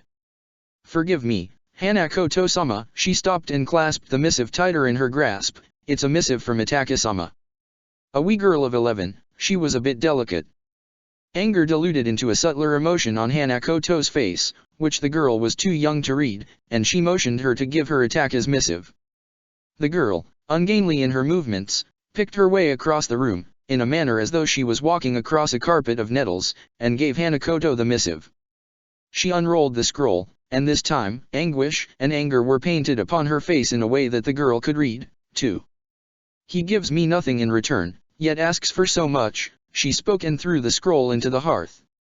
It curled into black threads almost instantly. "Didn't he pay us last time?" she asked, and, quite innocently, placed the tip of her little finger to her pink lips. When she looked down at Hanakoto for answer, her glare surprised her. "Get out, leave!" she snapped, and the girl jumped at the harshness of her tone. Color drained from her round cheeks. She bowed and rushed out of the room, her garments streaming in her wake. When the last of her footfall sounded in her chambers, Hanakoto sighed. She placed her hand on her bosom, took in a steady breath, and positioned her hands on the strings again, and this time, she sang and played a song. In a cradle, a cherished child. In the moonlight, this spirit stays exiled. For too long this night has lived without you. With your dreams, I endure my night, its hue. In your place, the moon spoke. Harsh its touch, soft its stroke. Soulless in autumn's spring, forlorn my spirit in eyes. Come before me now, abandon this guise. My breaths I have lain in your path. Your heart I buried in my garth. To find you is my wish. In your gaze swam my spirit's fish. My heart does not let me forget your word. In winter, I fear, I shall hide my spirit's bird. I wish not to draw a breath. My nights go undreamed. Why have you grown so distant to me? Recreant my heart, come hear its plea. Unfriended my spirit, it yearns. Aggrieved and angered, it sways and turns. The festering spreads and it grieves. Left it you have amongst autumn's leaves. And the string broke, and possessed and animated, her eyes dressed themselves in a garment she was always meant to hide. Chapter 69, Trouble's Shadow. Rain rang a carillon on the ceramic-tiled roofs. Forest, restless to return to stillness, murmured to the wind that grew soft and softer with every passing moment. Sudden lights pervaded Dark's air, distorted its shadow limbs and shadow face and shadow teeth. Had it consumed her unwanted crow child in rapacious hunger, crunched it to the bone, slurped its tender insides to its fill, and smacked its lips together in contentment, with a cupid bow lovely, like the crow child's father, stained with its remains? She hoped, she truly hoped, that it had. She had fled from the pursuing whimpers of the darkling child that perished on ooze-ridden purple garments the lilies adorned each year with glee. Harrowing the little babe's cries, fresh in her memory. A fever shivered, wriggling, in the depth of her limbs and her womb that still ached with the after-effects of the strange birth, and in her breast, a mother's heart grew to bursting with a peering fear that came forth from her doubt. Was it a bad dream? Light fell across the expanse of her cheeks, intermittent and white. This storm would not let her sleep. It went deep into the silence of her dream, rattled it to a state of waking, and her body, too, woke from its temporary condition of stupor. A strange pleasure, insidious, released from her flesh, a slick ooze came from her channel, canalized her lust in a manner that was its due course. A smell pretty, a calling of moths, vibrated in the room and put flesh on the bones of air's weightless apparatus, and as it bestrewed her skin like invasive growths, she shivered. The vapors delved into her pores till her body was glutted, like a gluttonous and bulbous moth at the receiving end of mating. With the smell her bones could bear her flesh on themselves no longer. Her eyes opened to the crusty walls of her room upon which hung the arrogant and frameless shapes of light and dark. She reached down, still feeling the filth from their union flow from her junction unopposed, and touched her cunt. Had the menstrual fluids come so soon after birth? No. And this thought shook her spirit, and she looked at the room again, eyes bulging this time. Fear, a tingling perversion, rose from the night, a darker shade that stood still, affixed between the lighter shadow and the lightest flashes that came tumbling from the storm to crash into her. She had left him behind, with his child. Had he come chasing after her from the forest's heart, with vengeance that bloomed in his breast? She had left his boy-child to perish in hunger, without the taste of her milk, and now, he had come for her life. He stood still, trouble in the person of this man, by the foot of her bed, his smell deeply embedded in the channels of this place that had become an extension of his organ. A sound of deep sigh issued forth from his lips, and tar flowed down from the oral commissures in criss-crossing lines that supplanted the winter white of his skin with coal black, reminiscent of his favorite toys, shade crows. Plumage grew unchecked from the little fissures in his skin, each drop of tar that collected at his chin splattered on the wooden floor, louder than the sound made by the temple bell's heavy clapper. Ring ring ringing his blood fell, a loathsome bane of a color so deep that fell from his organic garment, and, oh, his outward appearance, still perfect as if it were ordained by Kami, yet affected deeply by the color that turned him into a coarse, slowly soma, a shell unfree from the brute's psyche that only possessed a beautiful physiognomy, no more, and he was still looking at her with eyes hollow and winking and inky from dark spows, and she did not know what to do but fear him, revile him, love him. No. She did not love him, for she adored the younger one with all her heart, and she feared him not, yet she felt trembles, delicious trembles, that fed on her uncertain lust. Ah, his smell, enticing that it caused something to move, decaying, from the womb's core and skitter across her body in intermittent spurts. Her heart beat in union with the room that was a parasitic flesh, cloven to his heart, and the place that had been invaded by his fecundating organ enflamed for carnal copulation. Strange her state and fear. She did not breathe, she could not, and he stood with his whitest neck arched, which bore black globules that shook with his movement, and reached up to rest his distorted hands on his face, and he changed, horns curved out from his head, the span between them occupied by a glowing mass. She saw his belly, sunken and white, partitioned by stiff arching ribs that went in and came out like the most apparent and bony protrusions beneath his still youthful moonskin, tinged by youth's lure, each draw of his breath a comely sound. The arch-shaped ridges cradled the rudimentary beginnings of buds growing maidens possessed, and then they grew soft and they grew plump till he stood bearing the breasts of a ripe woman. He trembled once, and his plumage rasped against the air choked up on his scent, and emitted a rough sound from his throat. After a long moment of silence he provoked waking nightmares in her nights, her eyes. What was he? He was staring up now, silent. He had not spoken a word to her, as if she was not even there. His fingers, delicately resting on his visage, encouraged the generation of trembles that allowed more plumage to grow. That now his arms were adorned by innumerable feathers, each rich black and long, as though his body was creating an apparatus for him to take flight.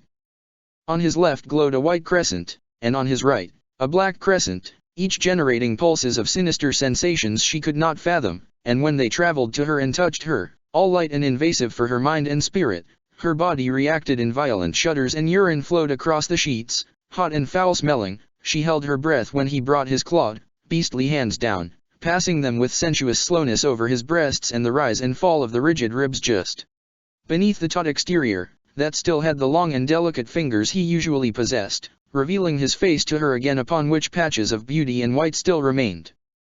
Then he walked to the table on which she had left the little remains of an autumn moth's weak poison, and she beheld thin vibrating strings of black ooze that hung slackly between his back and the walls, each string a home to shivering droplets that appeared nothing more than bits of black sludge to her, slimy, shiny, slippery. From the base of his spine grew an appendage, like a tail, where there was a proliferation of feathers and larger clusters of egg-like gelatinous black mass, and when she looked lower, she could not see his generative member with which he had excited her on the bed of rain-wearing lilies. It was hidden by the overgrowth and strange shape of his legs, bird-like, like crow's legs. Was she truly dreaming?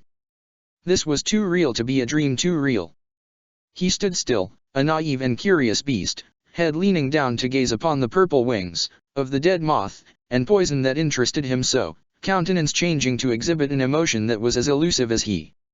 Odd, very odd, this man who had become a beast, and he sniffled and took in the sweet-smelling poison with a deep inhalation. Excited and moved by the natural heat it imparted into his body, he trembled, eyes and limbs and breasts in the grip of excitement. Then, as if something subsided in his breast, he pulled away from the table and walked to the window, his gait slow and dangerous, trouble's shadow that broke apart the signs of storm's lights.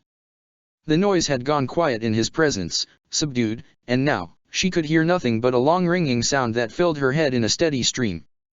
He stopped by the window, not looking at her, and his mouth escalated, white skin ripped away at the mouth like a wet scroll would, and formed a beak, and in so few moments, he unshrouded his wings, pushed them back, and flew out of the window. He looked human no longer. She thought she saw a large crow leap out of her room's window, and the sounds of his wings came into her room, and after a few whispers from the storm, they lost their strength and faded away like his scent.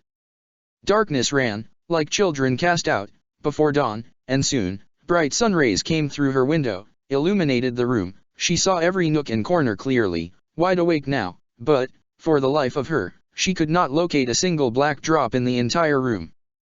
The ceilings, walls, and floor, all of which had borne his signs, were clean and smooth as though he had never visited upon her in a dream, nor in waking. When she sat up, she noticed that she had gushed out a stream of sickly gray to black substance across the sheets, and one look at it told her that this blood had severely deoxygenated. It was not her time to bleed. Something was wrong, and she could not understand what. It took long to take out the stains. She had to scrub them out with her nails in a potent cleaner. The effort left an itching sensation in her palms. Thankfully, even in her delirious state last night, she had managed to preserve a sample of the black curd, which had clung stubbornly to her inner thighs, in a vial. She had to seek help soon. She did not waste any moment, put on fresh clothes, went to the new office in the medical division, which was previously an Umbu office, reserved for research on ailments springing from chakra abnormalities. Itaki had made Shizun in charge. It was a decision made with Tsunade's consent. Whilst she was proficient in poisons and their intricate workings, Shizun still possessed intimate knowledge of the chakra network and its relation to wellness and vitality in shinobis, and she had delayed this condition long enough in hopes of locating the disease's root, but without an aid, she knew her life would be in peril. Whatever this was, it was insidious, and she did not possess the courage to contact her mentor with a new accusation leveled against Itaki or Suzuki. Presently, she sat in Shizun's office. It was going through renovations. Most of the equipment was still packed in boxes, but Shizun had taken out a good microscope and few stainless steel equipment, coated with micelles, to take care of injuries. Ointments, medicines, and anesthetics were still created from traditional herbs and insects that grew and flourished in the botanical gardens behind the complex. Tsunade had never been in favor of the synthetic substances peddled in the black market for quick results. She used a strong combination of chakra and herbal enzymes to enhance the medicine's healing effects, a salient feature of her medical knowledge, something she learned since she became her apprentice. It was early morning now, and to her relief, storms went away and left shreds of frosty veils across the sky. A hue, deep and strong, emerged from the under the horizon as a percolating color, going up from the peaks. She was expecting this to be a benign day without the unexpected arrivals of colder winds from the north. Winter was taking its time this year. Strange. Sun's soft glow flowed against the window glass, yet it lacked summer's strength to reach her cheeks. Thankfully, Shizun had lit the portable brazier, though it was still a bit chilly in her office. She rubbed her hands together, showing nervousness on her face, and looked down at the red palms that still itched like hell. She scratched them once, then twice. Then thrice, but the repetitions did not bring her any relief. She was always allergic to cleaners' chemicals, but she was so affrighted in the morning that she forgot to put her gloves on. She was not sure if this itch was caused by the chemicals or the fluids, and this thought fed her heart more fear. She inhaled once and breathed in the air embalmed with the scents of ointments and issued a deep exhalation. Shizun put down the speculum. Shizun had given her a pelvic examination and palpation. Her anxiety faded just a bit at the sight of a smile that grew on Shizun's face. The corners of her lips lifted and dimples appeared in her cheeks and warm color suffused her skin. "Sakura, it's all good, don't worry," she said and placed her hand against her cheek, smiling. But the black Sakura stopped, her fear returning unhindered. "Some potent chakra from residual seminal fluid went to your endometrium," she said and removed her gloves. "It trapped the blood in the spiral arteries, and some of your endometrial tissue took too long to leave your uterus and make its way through your cervix and vaginal opening. Can you not use this medic lingo today, Shizun-san, please? I was terrified in the morning. You know I hate it on my bad days," Sakura said, annoyed, and wiped sweat from her brow. "A right clean up after fucking. Shizun-san." Sakura stammered loudly and looked around, hoping that no one heard her. "What? Nobody's around on a free day. The smell in the waiting area drives everyone out. A mold growth in one of the walls, a nasty one, too. Itaka left many surprises when he moved out," she said and bent over the table to write on the scroll with a finely crafted brush, "medicine, ointment, a healing herb, the usual things. I haven't slept with anyone in weeks," she said, placed her face in her hands, and swept her hair back. They smelt of sweat and cleaner. She felt awful. "Really?" she asked, brow arching in skepticism. "I'm not lying, and what's that smell?" she asked and pressed her fingers against her nostrils to prevent the vapors from traveling any further. It smelled like the moth's poison was burnt upon fire, expelling throat-choking fumes into the office. Thank goodness the ooze was in a small quantity, otherwise, she would have not been able to breathe in this heavy air. "Oh, I poured a rejuvenating essence on the sickly ooze you brought. The chakra inside it can't be revived. Whatever was mixed with your tissues is dead," she said, casting Sakura a calm gaze. In the morning's glow, brown hairs at her temple possessed the color of sand grains on sand's outskirts, dusty strands of gold tulle across her brow.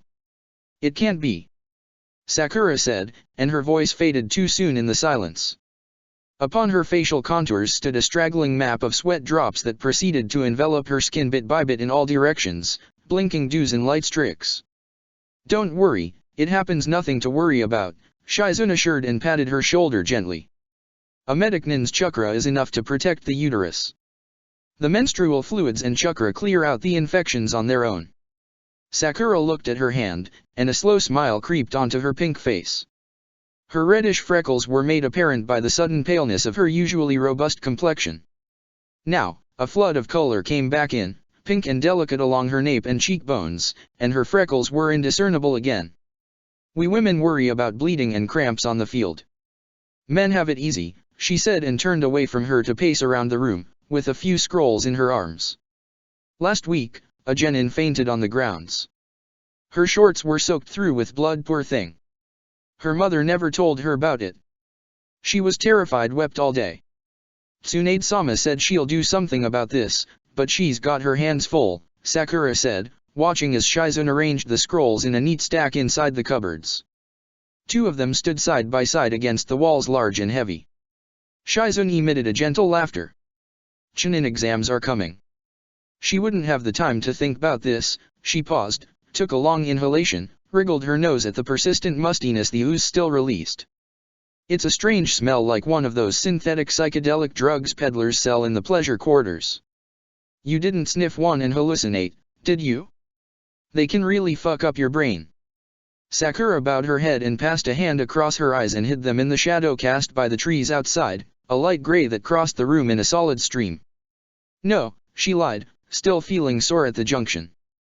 The harsh copulation she experienced in the forest felt anything but an illusion. However, she was not ready to share the strangeness of it with Shizun, not when her mentor did not trust her, at all. Shizun chewed on her projecting lower lip that, as a result, turned red, a cheery shade of a milder hue. She huffed out, confused, I'll try to revive the chakra again, but if it was too potent, it won't be revived by any herb. Who did you fuck? She raised her hands into the air, frowning this time, clearly upset that her herbs had failed her. I didn't. Sakura said in a raised voice this time and rose to her feet. Her cunt had begun to tingle again, and it was not from the itching sensation this time. She noticed that the smell, whilst the ooze sizzled beneath the translucent liquid Shizun had poured over it, inflamed her genitals. Shizun puffed out her cheeks with a breath of frustration. Well, it could just be a lot of dead chakra that got clogged up in the arteries. Don't use your byakugo so carelessly when you're menstruating. Sakura wanted to tell her that she had always been careful about using byakugo, but she did not want to speak of it anymore. A sigh slipped from her lips, to which color was returning, and she sat back down on the stool and her shoulders slumped. She was exhausted. She did not speak for some moments, listening to the wind that harnessed winter's coming strength again in silence, like cold swords for an invasion into this land. She wished that Sun's gentleness had lasted longer, but it was not meant to be. When she looked over her shoulder, she noticed that red had vanished from the sky, and it was dreary again, a solemn presence. She truly hated autumn. Itake-sama hasn't replied to any of my letters, Sakura began on her own, gazing down at her toenails that had turned pink with heat from the brazier. Where is he? I need to sort this out. I can't go on like this. These two posts are getting to me. She lifted her gaze and met Shizun's eyes and saw a mischievous curiosity in them. You can drop the honorific.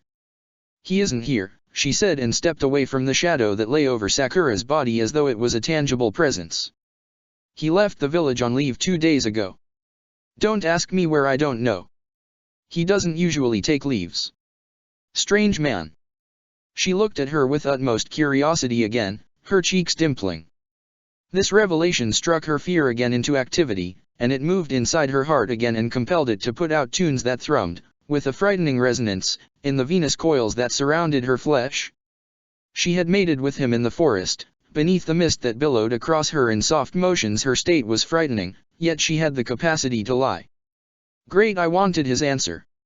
Sakura sighed out and breathed in the scent again. It was wearing away under the odors of rotten flora that lay strewn about outside. Rain had soaked through the grounds, and fungal growth flourished between layers of battered and sodden leaves that lay in heaps, faded colors on an old scroll, by the foot of quiet trees. Did you have your way with our frosty umbu captain? Was his penis cold?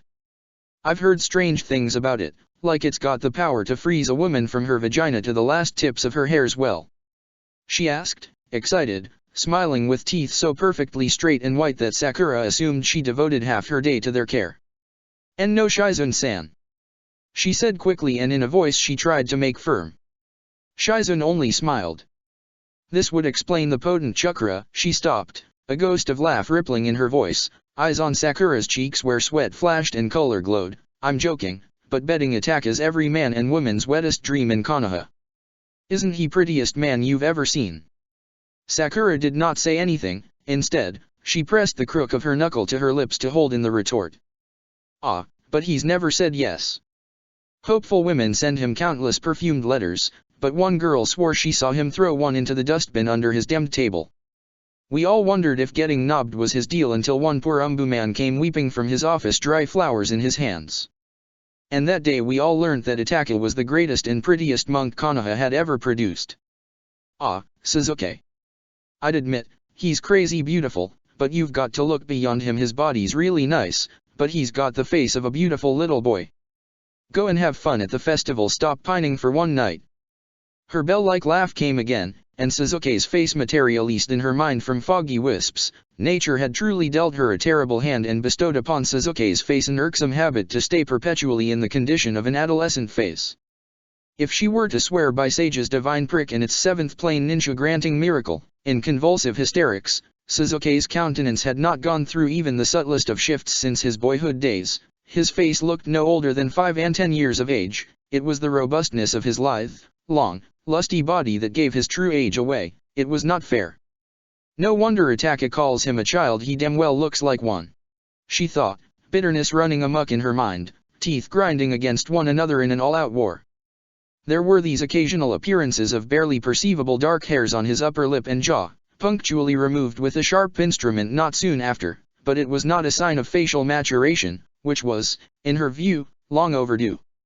Her neighbor lady grew a thicker mustache, for Sage's sake. Sakura had a lovelorn expression on her face, and Shizune, to her dismay, had lapsed into a long extending laugh again. "Can I have my prescription now?" Sakura asked in a tired and irritated voice, slowly rising to her feet. Shizune's huffed out another breath of laughter, and she, in lieu of speaking, gesticulated to the table. The ink on the little scroll had dried. Sakura picked it up and left the office in silence. Sakura had no missions today. She spent the day in bed, sleeping. The nerve-calming medicine Shizune recommended her, revitalized her body. Her womb still ached, but the pain was no more than a dull pricking sensation around the extremities of her belly. Evening filled the span between the hillocks, standing darkly below the horizon, and roses wilted across the arch, and she, without a reason, began pining for her boy-child. She never took a good look at his face. Did he possess plump cheeks, a sweet Cupid's bow and lips of a rosy shade? Was his mouth petal-like, limbs round and delicate? She left him behind to be consumed by cold, hunger, night beasts with frost in their breasts, not heart. She sat up, convinced that she had to leave towards the forest, meet the boy-child where it perished, bury it deep into the soil and plant seeds of her love, her farewell there. Someday, a sakura tree would find root in the unforgiving autumn grave of her son and sprout branches robust and strong, flowers resilient and forever young, free her from this life and to another her spirit, a flower that would come again and again, every season, to blossom in an eternal state like the lily, like her Suzuki. Beckoned by the boy-child's soundless cries, she rose, wore a kimono lovely, did up her hair with pretty pins, and touched a kiss of flowers to her lips. She was spring's lesser bride, going to mate with winter when it came, whenever it came, and she went outside when night was still rising to welcome and hide the mules she would release during mating. Powdered and pomaded her hair, slick-kenned with lightly falling rain. And she found that place, framed in the fierce white light, where nature had lain wreaths of leaves, lilies, and moths, a farewell to the child, and there he stood, his white back to her that supported a web of black strings from which dripped tar. They originated from the open pores that appeared as large as round wounds, bleeding no more than more black substance that infested his form. From each string, delicate as gossamers that stayed resilient in rain, dangled clusters, round and black, and as light passed through their surfaces, they shimmered, black pearls in a strand. His cloud of plumage grew, and he gazed down, an expression almost contorting his beautiful countenance but not quite. A stronger wind roared at winter's imminent coming, exciting and distorting mist wreaths that floated about the air. The strings broke, unable to carry the weight of the innumerable clusters against the violent wind's lash. The droplets floated away in the air and faded into the light right there in her vision. He gazed over his shoulder, his face clear and fresh and white now, eyes cool like winter's stones, and, where feathers brushed across his cheeks, she thought she saw a little smile bloom. He looked ahead, and his ridged spine convulsed beneath the sweep of long hair, and within the blink of an eye, he exploded into a murder of crows. They flew away, just like that. And she stood in the evening's lights alone again. She trod earth's cloth, embroidered with autumn's flora, and approached the grave, grief's seeds flowing from her eyes, but when she reached the natural cradle where she had abandoned him, she saw nothing but a cluster of purple lilies that danced and smiled, as though laughing at her in mockery, and this truth reined back the beast of fear into her breast. Her breaths grew deep and hoarse, and before she understood the motions of her own body, she was running towards the colors that stole over this darkness, from the other side of the forest. When she broke free from the evils of this forest, left behind the handless grasps of shadows that grew blacker by the trees, she came upon a festival. It was created for a fertility deity. A throng of worshippers carried phallic stone objects in their hands, chanting songs in dialects she had never heard of. Round lanterns bobbed in the wind, hung from sturdy ropes, and lights, of bright shades, merged and broke away against the darkness that was stronger now than before. She walked amongst men, women, and children, her heart a dangerous place of sensations, nostrils full of smells released from the garments of prostitutes. They stood along the pleasure quarters, adorned in clothes bright, and called out in voices loud. One lovely and fresh youth, who appeared 1 and 7 years of age, called to her with a boyish smile, and in that innocence, she saw the perversion of lust that called her body unto him for relief. She had brought coins with her to pay him, silver coins, 500 of them. He asked her nothing when he closed the door and took her to his floor bed, and she said nothing whilst he removed her garments and his own in the colored light that floated inside through the paper screen, wrecking herself in meager emotions that swelled fiercer when his damp body molded to hers, skin hot like love apples that grew along the fields of her cheeks. And he invaded her again and again, during her spring love's returning rain, and as she saw the twinkling bits of dust, like gems in the dimmest light that filled this room, she closed her eyes and embraced him the way she always wanted to embrace the true autumn's child, a lesser spring bride, she hoped. Hither came the great trouble's shadow. A frighted lily set a quiver in the meadow. So meek, for it feared its fate. Innocent and quiet it lay in wait. It lay asleep in illusion's arms. So afflicted by his father's charms. Sky furtively opened and let loose the first light across the horizon. Itaka traveled through the ferocity of storm, without blinking, without resting. His child was alone in the house, left to the whims of his foes. He had to make haste, time was not on his side, never was. He wore an ordinary flak jacket, of sickly white shade, his umbu captain's tattoo hidden, he had not taken his headband with him. Sarizawa was made to dress the same way, as well, they looked like ordinary men of unnamed militia. Without Will's impression on his brow, he felt a bit lost. It was no trouble to catch Miku again. Karen had been kind in lending a hand, a little coercion was enough to bend her prone spirit to the earth. The giddy girl had run into him, called him Morinaga, which he assumed to be Suzuki's name when he fled from home, and immediately fallen silent upon the careful observation of his features. He looked like his child, but not quite. No, his child was a similitude of him, almost, but Suzuki was still a boy with a face most pure, a mere child. He had long years ahead of him, to grow. Her house was tucked beneath the overgrowth of vines, and a dead tree, overtaken by parasitic flora that bore pretty flowers, abutted the broken tiled roof, its cracks stuffed with deep green moss. Autumn rain's damp had boosted its growth. She was most helpful in lending him the scroll, after Sarizawa lost his patience and resorted to Sharingan's illusions. Itaka was content to end her life if it meant that Suzuki's secret would be preserved, but Suijitsu nearly fell into a deep bow, talked of mercy and sage's penis in profane terms, that he left the matter in Sarizawa's able hands, and to the foolish Hojiki's satisfaction, Itaka's gentle subordinate, a kind-hearted man, decided to spare her life.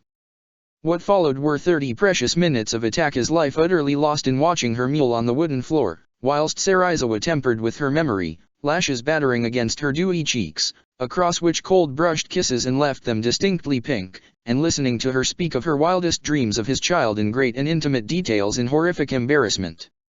Suijitsu's stream of laughter never stopped. Itaka left her abode with an ugly temper, skin subtly furrowed on his brow, and took the path with his companions, scroll in hand. It was a treacherous trail that ran along the mountain's side. The barrier, created from the scroll, pulsated about them and dispersed the chakra-accumulating mist. His, and Sarizawa's, Sharingan saw the trail with a penetrating sight now. The larger barrier that fed upon something in the bursting vapors billowed about them, like a sail, its color bright in the morning sun that rose behind the peaks to the east. When they reached the other side, with the mountain looking out towards the deep forest behind their backs, another trail presented itself by a small village. It was a well-trodden path flanked with prickly bushes that still possessed flowers with blue-tinged tips and pronounced sepals. The flowers, whilst they shook to the breeze, exhaled a lovely fragrance that tasted bitter on his tongue, some kind of spores. He could not say. A pudgy man told them of a wondrous village illuminated by moon, where nights were warm and gentle. Itaka directed his course to the hidden village again, but the man spoke of poisonous spores the flowers released their growths denser in the forest, he claimed. He said that the old cloth that covered his carriage was made from chakra-infused silk, a natural repellent from the cocoons of the larvae silkworms produced. They dwelt in the forest and fed on a willowy tree leaves, so he said. So they set out, with Suijitsu still quite amused by Itaka's temper, in a large carriage led by the most feeble horses Itaka had ever seen. They huffed, snorted, whinnied, stamping their feet after covering a span of 100 feet every single time till the wicked man struck them to move forward again. The fabric that covered the carriage did not give the impression that it had ever been silk. It was frayed, pulled, and gave off an odor so foul that Itaka's nostrils were stuffed with slimy mucus that made him sick, and he was forced to breathe through his mouth. Deep breaks in the ground grabbed and released the wooden wheels, and all the occupants bounced on the buttocks-breaking seats. Itaka's spine ached, and he thought this ordeal might truly break his hips.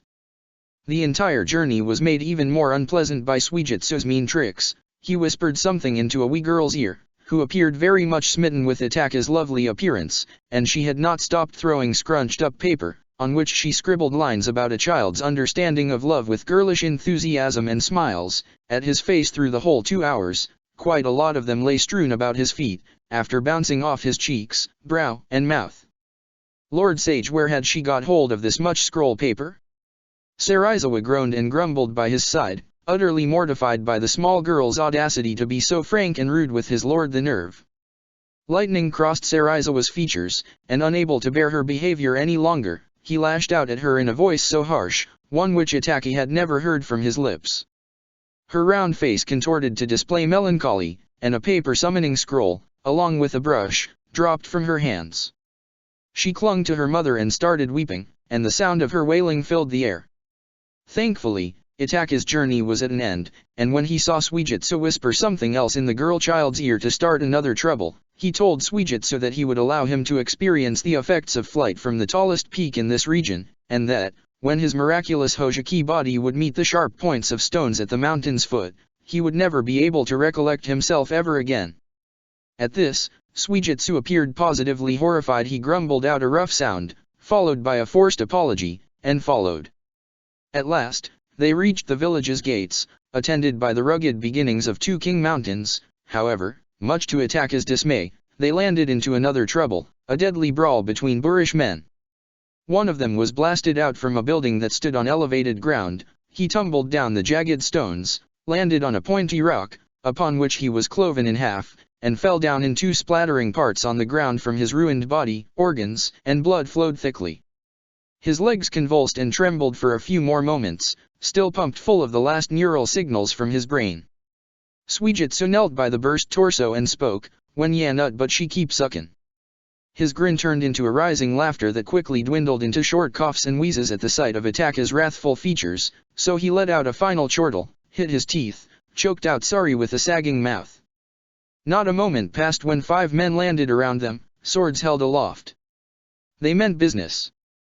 Their sudden appearance only served to bring forth irritation from Itaki, who delivered a thorough bone-cracking beating to the thugs, without any intervention from Serizawa.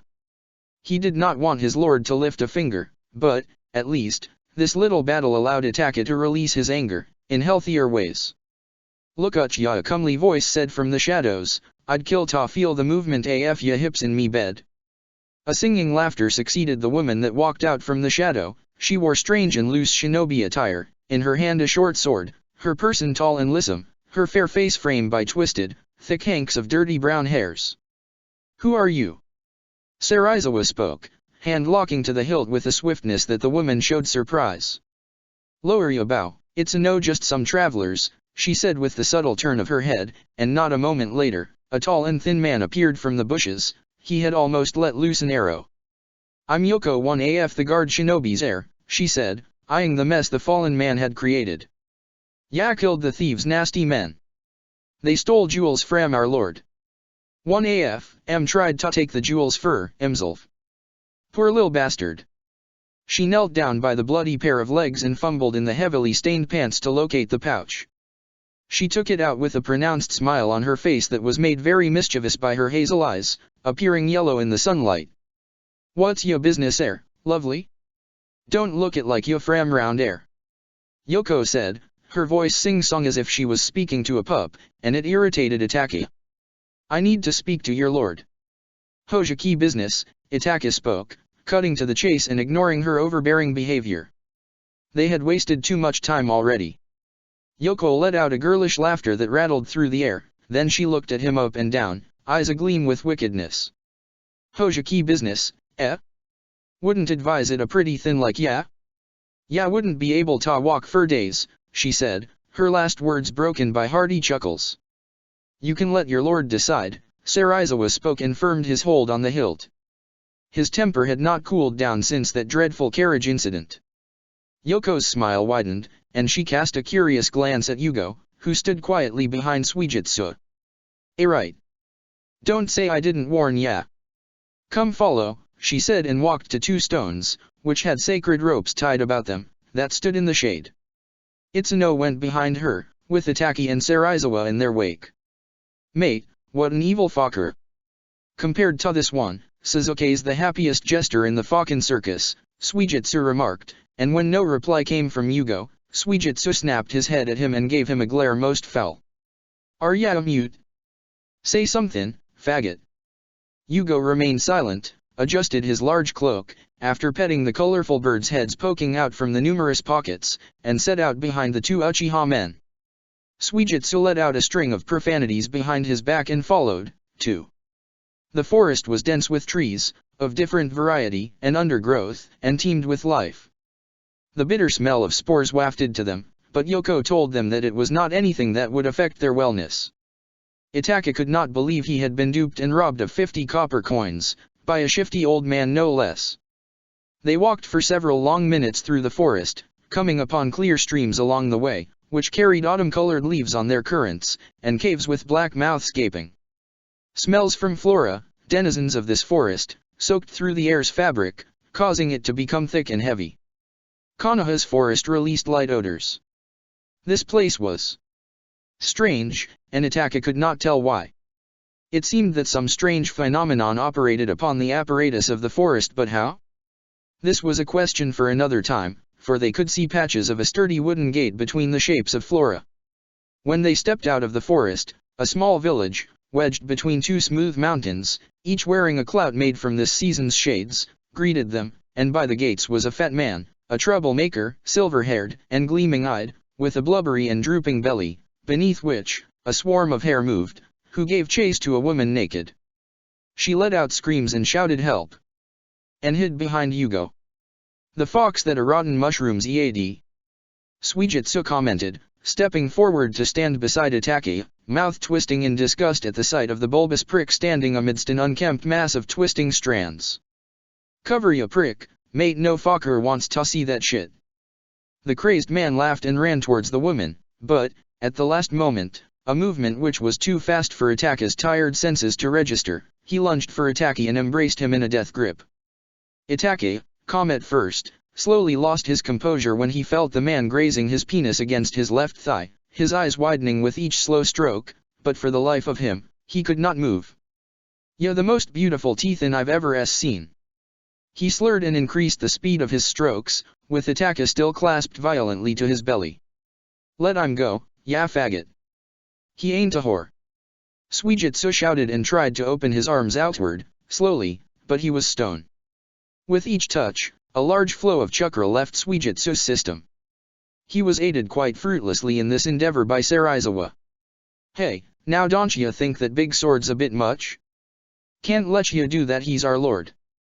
Yoko said, breast fluttering with laughter, and watched when Suijitsu sheathed his sword again, begrudgingly. "What the f***, let him go!" Suijitsu shouted, and then he screamed when sudden jets of seminal fluid, which had sprung from the short and pursy man's bloated organ, landed on his face. "He came in me face. Fuck the sage. Kami kami kami. He came in me face. He came in me face."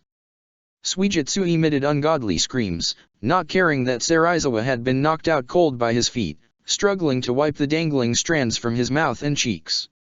Next to him, Itaka convulsed when nearly all his chakra was siphoned from his chakra system, his eyes went back into his head, and he fell down on his back, unconscious, his black trousers stained at the thighs by a generous smear of the man's viscous ejaculation. Then someone cracked Suijitsu's knees, a wee boy with a thick wooden stick in his hand, and when Suijitsu slumped down onto his knees, wincing in pain, he cracked his head. Suijitsu fell sideways, losing consciousness. Last he saw, before blackness consumed the idyllic scenery in his vision, was Itaka being dragged away by the arms at the lecherous man's command. And behind this chaos, Yugo stood watching, utterly confused. Chapter 70, A New Playtime. It did not take long for the Uchiha, who had experienced a riveting fainting spell, to feel the birth of a robust chakra flare at an alarming pace in his system. He was a young man, after all. Cleared of mucus, his nostrils expanded with the accompaniment of a stuffy sound, and his red lips parted with mirthless delight. His mind, responding to the sensory impulses, was entering into a state of wakefulness, alertness even. Well, he was not that particularly alert, and his mind, almost too keen to remain in the peaceful state of sleep, had just begun to register the sounds collecting into his ears, like a meandering sludge, sensations creeping in menacing silence across his skin, and weights pressing against his genitals, which he could tell were still properly covered by his trousers. His eyes opened just a crack to investigate, almost wrestling against the firmly entwined lashes, and he possessed such long ones, too. Light floated against his vision and filled up the vibrating lines of things around him, little white cups in an alcove, an expensive partition screen patched with shadows, charms clinking together against wind's playfulness, and his flak jacket? This was most concerning. No wonder he could feel things going across his skin with great clarity. And he strained his head and gazed upon the grinning face, framed in the wildest curls that had survived through the sweep of hurricane winds, of a feral creature that reared its head from the darkness that lay over and between the valley of his trousers-covered thighs. Its smiling mouth, a lamenting crescent, rose above the sleeping peak of his loins in a slow ascent. Oh, Kami, what manner of creature was this that hungered for his flesh? Evil was a relative term, and he was the most beautiful and tragic man in the world, but he could think of nothing else to define the wanton intent that radiated unchallenged from the countenance shrouded in the clichés of lofty pursuits, of which he was a part. Darkness, like a man, drew in and hovered above, all menacing and ill-omened. Then he saw a mean, watery mouth pursed over teeth a shade too white, bounded by a fine-cut mustache and beard. His Sharingan's perspective was constrained to things he could see. How awful was this state of weakness? And when he caught sight of a gob of saliva dangling from the fallen commisures of the man's mouth that turned greedy, his hand moved fast, a shinobi's lethal action, before his mind had had the opportunity to think of the right reaction for this hair-raising situation. The Sharingan, still protesting in slow disobedience, fizzled and visited upon his eyes to convey the nature of the threat this man posed to his loins, which had remained unsullied by a man's hand since that one incident in the past, though he had washed his hands and mind clean of it, mostly. His hand closed around the throat and dug into the folds, and he sensed rather than felt the beats galloping in heartfelt frenzy alongside his fingers that created dimpled pink depressions in the man's free-hanging skin.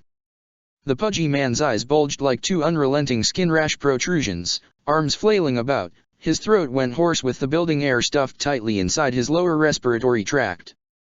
Slowly, his face changed shades, going from brilliant white to mellow blue in his sweat-beaten cheeks and brow, and when the old man looked as if he might pass his final breath in a choking sound that came forth as a sputtered and muffled, "Why, you beautiful, cruel whore," he thrust his knee into his pillowy stomach, which caved into itself in wobbly waves, and threw him back. The man flew across the room and crashed into an expensive set of drawers, utterly destroying them. The sound reverberated across the rooms, and soon, he heard thumping of heavy steps, and not a moment later, a rather flustered Suijutsu burst into the room whilst waving his executioner's blade, screaming things about his boss's untouched posterior. Suffice to say, he sat up straight at Suijutsu's shouts and relaxed his alert posture, almost immediately, when his mind figured out that his nipples were unharmed, his critical locations, uncompromised. Then he looked down at his thigh, his Sharingan throbbing like the fat fool's ever-ready cock. In sheer anger, the man had ejaculated on his trousers and left a stain so big that it glared like Buddha's divine countenance in his Sharingan-dressed eyes. By the sage, he would murder this bastard, murder him. It took the combined efforts of Suijutsu and Sarizawa to keep him from inflicting serious harm on the randy rascal who lay out cold on his back, an insolent cock as stiff as ever. Lord Sage, this whole ordeal disgusted him to no end. When would it end? Surely, not before it ended him. Upon seeing his young lord's misgivings, Sarizawa took it upon himself to wash the stain clean from Itaka's trousers, with tear-filled eyes no less. He felt personally responsible for not resorting to harsher methods to pry the fool off his still innocent lord, Itaka's sexual adventures since his boyhood days with harlots notwithstanding. Why, in his eyes, Itaka was still a stripling boy of 29. His poor lord, his poor commander. Yet Itaka would have none of this fishy trousers business. To make matters still worse, he refused to slip back into the clothes tainted by the man's ejaculations, not before the arrangement of new and pristine garments was made. Saraizawa's lord could be a picky prick sometimes, but he adored him just the same. Suijitsu, on the other hand, had had enough of Itaka's tantrums, but he was still so afraid of him that he bit his tongue, choosing silence. When day went away in smooth resignation towards night, Itaka locked himself up in an onsen, assaulting his body with a scrub till harsh red blotches materialized across his skin in varied patterns. He looked as if he had been pecked silly by wild cocks, but he did not care. He was clean, finally. He would have to force his mind to forget that he was taken advantage of, without his knowledge no less. At night, the strange village glowed with stray vaporous globules that traveled on air, which was very cold and moist, and they had arisen in sheer numbers from the stream that burst forth from the tall mountain's side. Suspended in air, they danced to the wind's whims like fairies in garments pristine, held sway by moonlight strings, and when men passed through them, they began their merry shudders. Yoko told him that the village Suijitsu came from was special, that its chakra was special. He did not understand, though when he inquired more from her, she informed him of her ignorance. She had never stepped foot in the village since her childhood. She was not allowed back inside. The subject was closed. The lord of this village, Yoshimasa Shiba, was an odd sort of man. To say that he was relentless would be putting it lightly. In his pursuit of flesh, he courted all manner of creatures, men, women, and, sometimes, the in-between biological anomalies. He was not deterred. By day, he was an astute bureaucrat who managed the affairs beyond borders, fringes of this treacherous land. By night, he engaged in drunk merrymaking and ran mating marathons till the first morning call from the biggest cock in the village. Truly, the sodomite Shiba, as he was known by dissidents, Yoko was quite infuriated having to reiterate their accusations, was a fool's fool, a romantic-y, an idealist, or something of the sort. However, Itaka could say for sure that he was in silent agreement with the dissidents. The man was a nuisance, a hunter without claws, a foppish dandy with a plumage too distracting for his perceived notions of manhood. Presently, Itaka sat beneath the lantern's glaring light. It was feeding on chakra-infused oil, and the flame burned brighter than it normally would, releasing a vulgar red all over the table, sake, and occupants. A coquettish woman, who sat by the table, sang with a gotten in her hands. In the evening they play. Shy women and men of May. The bright sun went down. And he went looking for his crown. He found it rising between his thighs. Excited at the sound of her cries, the whole crowd cheered and clinked their sake-filled cups together in joyous laughter, but he could manage no more than a frown. By his side, Saraizawa lowered his head and gazed when the woman disrobed herself and danced naked on the table with a feisty man who was bare as day. This place was much too vulgar for his refined sensibilities. To make matters more unpleasant, Shiba was quite fascinated by Itaka's arm, which he caressed with a lovesick grin that assailed the barely held together contours of his youthless mouth. Rough lines that etched the extremities of his eyes deepened with the expression on his countenance that appeared to resemble lechery. It was not a new tale for his facial muscles that seemed to ease into their routine with an effortless effect, and below the furious red, Itaka could say with surety that the man looked quite frightening. Itaka ignored him, quite busy tasting the dango treats the servants had prepared. They were tender, sweetened just right. The texture was impeccable, and the sweetness dissolved on his tongue like butter, gooey and slippery. Itaka was on cloud 9, and he peeked up at the wisps of light, dispersing like excited fireflies, through his lashes, almost smiling at the feeling. "I like the sight af ya talking that into your mouth," Shiba said, voice honeyed and thick. He stopped chewing, looking down at Shiba's age-wrecked face glowing with want under the forest of rough hair, unable to swallow, unable to spit it out.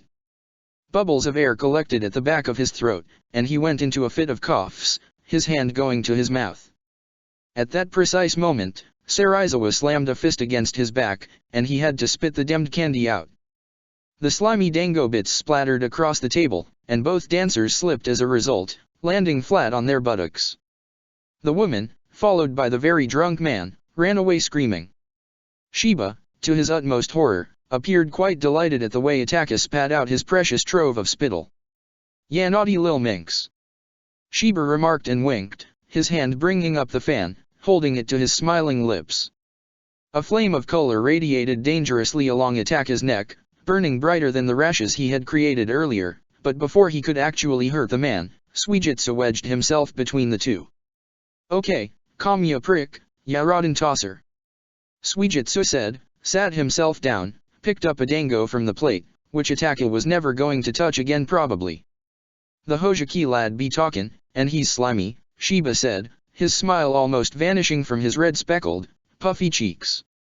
And for good reason, he said and munched noisily on the dango. I need to get in the village. Me bellend and bollocks might freeze and fall off. Don't like it mate don't like it at all. Suijitsu slurped on the thick sauce as it dripped from the dango. Shiba's mouth curved down in annoyance. I liked that beauty's manner of eatin', he said, sighing, ya disgust me, lad. Itaka could tolerate the man's villainy no longer, so he got up and walked away, but not before he caught Suijitsu's words, ya crazy? Spitters are quitters. Terrorize his mind, he pretended that he did not hear him. There he goes. Shiba stopped and puffed out a bated breath, eyes still following Itaka, ya ruin me fun, lad. Suijitsu passed his tongue over his teeth and looked over to Shiba, whose face had gone sullen, and he looked dead serious. Shut it, ya mad ol' codger. Suijitsu hissed and his eyes widened. That thin looks pretty as a candy, but it ain't the pot ya'd want to stick ya beak in. Unless ya wanna lose it? Let's get back to business. I need to get into the village. Now. I can't help ya, he said, quite offhandedly, passing his gaze over every man and woman packed into the restaurant. The air had gone thick as mud with the smells of sweat, spices, and sage knew what else. What why? He asked and wiped his hand across his cheeks. Quite a bit of sweat had gathered into large droplets along his cheekbones and nose, and in the red light, they looked like squishy boils from a nasty flora infection. Yeah, know why we call this the Water Sprout Village? He spoke and looked at Suijitsu, who shook his head twice. It's cause af the water that comes from the mountain. It loses its magic, but it's still special. The chakra it's got is special. Don't ask me why, I don't know. It just is. And I can't get ya inside the village, cause I can't, I really can't. The elder af the village, a sickly lookin' codger, comes and goes as he pleases. We don't even know where he comes from. It's a maze of caves up there. Ya get lost and drown in the salt water. If that doesn't do it, the smell'll kill ya. But they give us medicine, so we keep secret safe. Yoko would have killed ya on sight had ya not been a Hojiki. Ya blood kept ya safe, lad. Then he coughed and inserted the polished tip of a long pipe into his mouth to inhale tobacco. He seemed quite fond of traditional smoking. The smoke was filtered by water. The contraption that supplied the smoke was placed by his feet. He remembered his father being fond of this activity, too. The memory of him was quite hazy in his mind. Yoko a censor? Suijitsu asked, watching Shiba nod, draw deep, and expel, from his wet nose and crinkled mouth, clouds of concentrated gray smoke in front of his confused face. Afterwards, the man would not live past the end of next season, he imagined. The noise in the restaurant had become unbearable. Men and women sang strange songs, played old instruments, danced in drunken frenzy. They fell on each other in wild laughter. The smell, cloying and spicy, hit his senses from all directions, making it difficult for him to ascertain the location of his presently irritated leader. At last, Suijitsu located him, standing rigid and stern beneath the lantern's fiery light in all his glory, white and lovely in appearance, never in manner, with blush a shade too deep glaring on his cheeks, forehead, little portions of his throat. The hostess was absolutely smitten with him, all toothy smiles and pretty blushes, yet he treated her in the same manner he treated all potential lovers. She was not going to reach his floor bed anytime soon. His refusals were a blessing in disguise. By his side stood Yugo, who loomed over the tiny hostess, and in the light that coiled round them as twisty hatchlings, Suijitsu was surprised by the revelation that Yugo was a little taller than the intimidating Uchiha, though that did not diminish the Uchiha heir's fearsome demeanor in his eyes not one bit. He was still ghastly as ever, ghostly as ever. He shivered, drawing his eyes and mind away from Itaka for moments of respite. Casting his gaze heavily upon Shiba, Suijitsu realized that Shiba was still looking at Itaka. He, along with his thoughtless cock, was starting to get on his nerves. Just point me to the right place, and I'll look for it meself. "Yeah, no help to me," he said and rose to his feet, with a pronounced shake of his head. Then he straightened his cloak which smelt of sweat, spices, and sake now and gazed at Sheba who seemed almost baffled at his suggestion. "But yeah might die, lad, why yeah want to die?" he asked and bounced to his feet, and the pipe's mouthpiece fell from his lips with a pop. "Fucking sage. I ain't got time for this," he said, loudly this time, a vein popping up in his strained temple.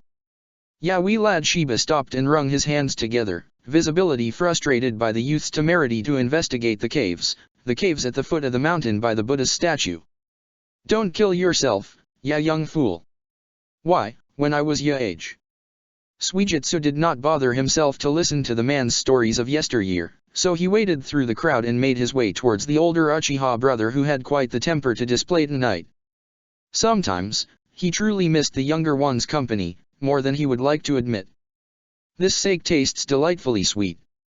"Strange," Itaka spoke and placed the cup back on the tray. The hostess carried this simple gesture deepened her blush to an impossible shade of pink, but the winds of dismissal that blew from him next made the color vanish utterly. Then her lively mouth and expression sagged in a sullen manner, and she briskly walked away into the curtain of bodies and faces that Suijitsu would never see again.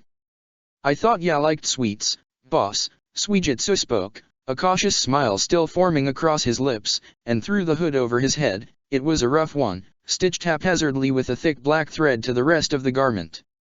Itaka did not speak a word. His eyes appeared red-flecked without sherry non. He was probably a little intoxicated on sake, and its effect was apparent in the concentrated pink spreading over his cheeks that were usually smooth, of almost dour white hue. "Oh, Kami. Where did ya come from?" Suijitsu exclaimed, nearly jumping away from Sheba who had materialized between Itaki and him.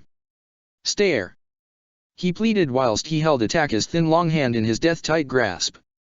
"I'll do anything for ya." "He's weeping," Yugo said, without an emotion though it was ghostly. His countenance exhibited the beginnings of a curious expression, and it frightened Suijitsu that he was even capable of it. "Fucking wanker. As if we didn't have enough am back in the village," Suijitsu muttered, horrified by the dangerous, wrathful shade glowing in Itaka's eyes and cheeks. He was working himself into a rare version of anger, and as much disharmony this emotion created with his cultivated features, it spelled nothing but trouble for this man. "Release my hand," Itaka spoke in a voice that was unusually calm. The man shook his head vehemently in response and pouted like a snot-nosed audacious child of 10. "Ya skin for trouble, mate. His pointy hill ain't the spot ya want ta croak ya arse on. It blows too cold up there, it just blows." Suijitsu warned whilst he took one slow and two quick steps backward. Saraizawa's teeth came together and snapped shut with force that Suijitsu thought he heard a creaky sound over the noise, his face possessed by rage. His lord's rump was in peril again and he would lay down his life to protect its virtue, at all costs. False writer whores be damned. Evil was not a relative term. "Oh, ta love, a beauty so cold without heaven, the delight af samplin, the flesh dear sage, ya hav, made his cock cold. Make it warm for me." He wailed and pressed Itaka's knuckled hand to his temple. "E can hop down to the cav, like a lil hare after I've had his." And he did not get a chance to complete his sentence. The young lord upon him unleashed his anger. Wails from Sheba, friend, and foe filled the restaurant, and by the time Itaka was through with him, Suijitsu did not think his dangling old testicles had survived the assault. Itaka walked through the door with an angry and smooth strut. Saraizawa, imitating Itaka's demeanor, left the same way. He left poor old Sheba in a comatose state, with his cock sticking straight up a monument to the unrelenting lust of this lovesick fool. "Af all the thins ta get met over, it's the damn bunny rabbit that pushes ya over the edge." Suijitsu whispered, winched at the sight of the wilting cock, ran out the door, too. Yugo was not far behind. When they reached the mountain's foot, inside its lumbering shadow which was coal-black against the black that covered the forest's bed, it was night. A breeze came from the midst of trees and pulled sounds and smells of flora along. Their noses were blocked with mucus again dimmed spores. Itaki instructed them not to linger and turned to the cave, his sherry non lighting up like a predictable wildfire, contained in the blacks of his eyes. Though to their surprise, he immediately made vanish the brilliant red, leaving behind the same dull tone. He stepped into the cave's mouth, a blacker shadow against softer black inside the cave. Everyone else followed with slow steps, and not a moment too soon, salt-tinted air filled up their nostrils and cleared them of all mucus. The air inside the cave dripped so thickly with a briny odor that every man felt as though he was inhaling a fistful of salt. Itake, for a moment, wedged his nose in the crook of his elbow. His sherry non came and went, a truer feline in the dark. He could see nothing. A great chakra was suspended before his vision, a veil made from innumerable silk layers without the craftsmanship of a careful hand, in thick clouds. It possessed the color that flowed in Suijutsu's system, only more potent and of heavier hue. It was no use he would have to make do without his sherry non. Without a word, Sarizawa understood, and, placing a hand over his nose, he breathed through his mouth. The air, heavy as an unmoving sludge, burned his lungs. However, it was not so unbearable. Both Uchihas kindled flames over their free hands, light radiated outwards and upwards and glimpsed over wet stones. The cave's walls, tarred with the same brush, were brilliant black, shining. Occasionally, they saw streaks of silver embedded in between the crevices that cradled many flowers with shades many, blue, red, yellow. They grew across the walls in clusters and trembled against the air stirred with their presence. Sounds from water resonated in the empty pathways inside the cave, but it came from all directions, sublime and mellow. It was impossible to know the source of the sounds making. The sandal-sucking mud exuded a nerve-shaking scent as they went deeper into the cave. Their sandals squelched and went into the soft ground, and Itake noticed that the water falling in crisscrossing streams from the walls had a bluer shade. Alarmed that they might lose their way in this unforgivable maze, Itake instructed Yugo to locate water. The large man complied, and within moments, he was able to direct them to an appropriate section where clear water slapped against the stones. The beaded mask of droplets fell away from the walls as they went further in, hip-deep in water now. Replaced by a Venus cover of tree roots, walls grew higher, and cave, wider. In the fire's light, Itake saw luminescent fish of colors bright swimming about his legs. The water was crystal clear, and the smell of salt, gone. However, a new smell had occupied the space between the flourishing garden that spread unchecked on the walls. It was strangely reminiscent of the one the spores-releasing flowers in the village exuded, but it did not block off his nostrils. "What is that smell?" Itake spoke as though he was thinking out loud. Everyone stopped, and fish flurried to the surface, mouths flapping to grab the strange droplets falling from roots, and swam back down. He who smelt it, dealt it. Suijutsu spat out in a frenzied pitch, and then went as quiet as a punished child afterwards when he realized that it was Itake who had posed the question. The salt in the air had not been kind to his senses that were going berserk. "It smells like the flowers in the village," Sarizawa spoke, and Yugo nodded in agreement. "They have the same energy, but it feels more powerful here," Yugo said, his voice heavier than the other two, almost thick like the salt-filled air in the previous section of the cave. "I don't know, mate." Suijutsu stopped and slumped down on a large and smooth stone, a portion of which was present above water. "I want to get the fuck out to air." "Fuck this village, mate, just fuck it." "Giving up so soon?" Itake asked, his mouth smiling in the fire's light. "I did not think you to be a prophet of chatter." "Not always." "That ain't nice." Suijutsu returned, in the same pitch. "What do I know? Why, I've been living a life of lies." "Lies?" "Me pa and mum didn't sleep in the same bed. I got to know about Nobbin from a shifty juice vendor.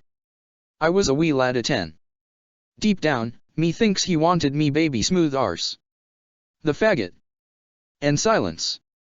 Suijutsu breathed deeply for some moments, disturbing air and nerves, and again he launched into raptures about his troubled past life, with more fervour this time. "Pa went way, and I'd ta cover me arse with his smelly rags. They stank, mate, they stank. A spot, P spot, O spot, G spot, they don't exist. They don't. It's a lie, everything's a lie.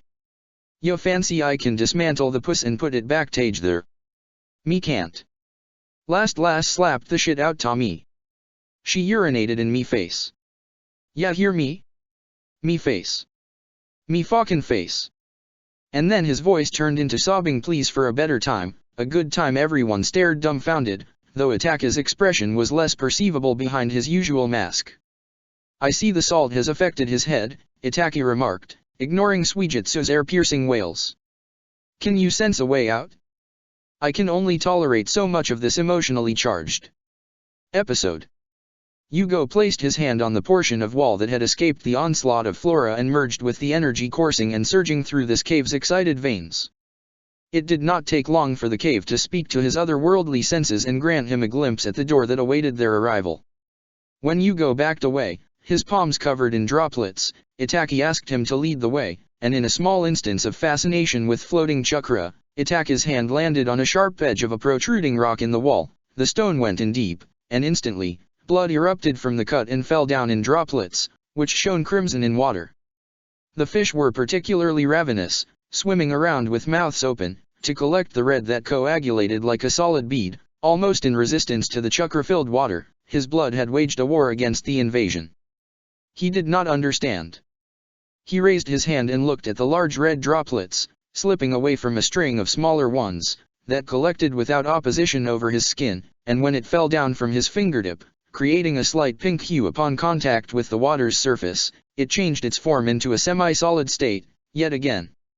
"Strange, very strange," Itaka-sama Serizawa said and stopped in surprise, his hands reaching out to grab hold of Itaka's injured one. "It is just a cut," Itaka spoke, pushed his good hand into his pocket, and pulled out a small cloth. It was white and he wound it around his hand to stop the bleeding. Blood soaked through the fabric, and red spots appeared soon after, but, at least, he had stopped the bleeding. They set out to the cave's exit, a reluctant Suijutsu in tow. With Yugo as their guide, it did not take long for them to reach the mouth, upon which Moonlight's airy garment lay. The air outside was fresh, stuffed full of pleasant fragrances. Moon hung majestic in the night that was clear, calm, cool. It cast a heavier shade over the mountain, compelling its sinister half to run further into the night on the other side, and there, sleeping as if a dimpling babe, lay a lake silver applied to its surface that rippled slightly with night's breaths. Itaka looked up at the horizon where dawn merged with dark, together joined in a fool's act of pleasure.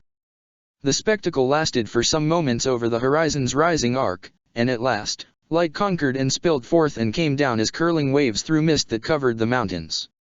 Morning broke upon the valley, and a sense of relief filled the men as they gazed upon the droplets that rose up from the lake laughing fairies.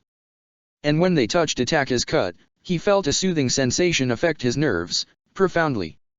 He unwound the red dappled cloth and noticed how the droplets collected between the broken tissue and settled there. His wound was healing, faster than it normally would. "Strange," Itaka spoke, his voice dripping with a softer tone. Suijutsu did not say a word. This place was very strange, stranger than he had imagined. They trod the benign face of the mountain, decorated with lush foliage, upon which a net of shimmering droplets rested, each suffused with morning's color, each hanging from the most delicate strings spiders had created with love at morn. Upon reaching the summit, they noticed a settlement by an energetic stream that was still releasing droplets up into the air. It sang in delight. Never before had Itaka felt that he was in a stranger's land, yet, now, he was not sure of this sentiment. The chakra-carrying particles, bright as confused stars, were everywhere, dispersed by every natural source of water that originated from the tallest, most wondrous mountain in their gazes, in front of which crawled its gentlest shadow. Itaka did not allow them to be distracted by this place's beauty, as inviting as it was. They had to climb down and reach the settlement. And so they did, invigorated by the droplets as they collided with their sweat-coated pores, went into their bloodstreams to mingle with the essence of them. For Uchiha men, this enjoyment did not come easy. Their chakra rejected the invaders and the promised unholy union, formed a cocoon around them, traveled in form of bumpy protrusions, visible in the veins, before they vanished after a few moments, which caused them an immense surge of pain. This reaction became more and more mellow as time passed by. Their chakra reacted strongly with each entry till it became potent enough to kill the substance as soon as it breached their veins. It was the strangest thing. Was it Autumn who created a miracle for her children? Itaka could not say with certitude. After reaching the mountain's foot, they located shade below the large trees, their limbs thick with leaves. Few slivers of yellow, reaching the leaves-covered ground, passed through the droplets that hung in the air, persistent. They did not linger and set their course to the point where the village lay. When they were close to the settlement, around which a boundary of brightly colored flowers was made, an old man emerged from a grove of trees that bore the freshest succulent fruits. He appeared frail, thin, withered, a stick in hand. He walked with a great stoop. He wore loose-fitting, porous clothing, and upon noticing Itake, his large eyes became abnormally larger as though he was about to experience a painful stroke with a smile. His walk became faster and wobblier, his poorly cut wooden stick going back and forth back and forth. He stopped just short of Itake and took his hand in his trembling fist, his grey-tinted eyes misting. In the morning, tears that went into the grooves in his face were bright. He'd said some lad fram his clan, ill come, and her yat are. He said, an excited inflection coming into the murmur of his voice. A man from my clan? Itake asked, in confusion, and gently settled his own hand over the man's that had formed a fist around his own. The man nodded and pointed his stick towards a place that was beyond this village, a place he could not see. I came from there beyond the hill, he explained, bringing his stick back down. Come come. Then he pulled his hand back and, without speaking another word, began marching at an unnaturally brisk pace towards the wilderness of another forest. Needless to say, they had little choice but to follow, and so they did, treading amidst chukra droplets that presented an unrelenting state against the gentle rain. They rose whilst it came down, going up to gather at the cloud's underbelly in great numbers penetrating white against surrendering grey. The men kept walking without respite in the rain that remained blissfully tender. At last, after walking for so long, the old man led them into a cave hidden by the overgrowth of shrubbery. It was less a cave and more a tunnel that led to a shrine that was empty and quiet. Water gathered in natural stone basins and slipped down into the channels it had carved out over the years. It rises from the earth of the mountain. We're blessed, lads, he said, excited, whilst he mounted the stone stairs made by man's hands, not nature's. His voice penetrated the place's silence, and droplets, almost motionless before, vibrated and produced a resonating sound peaking to a disarming crescendo. Then they went inert, hanging in the air as attentive fairies' heads.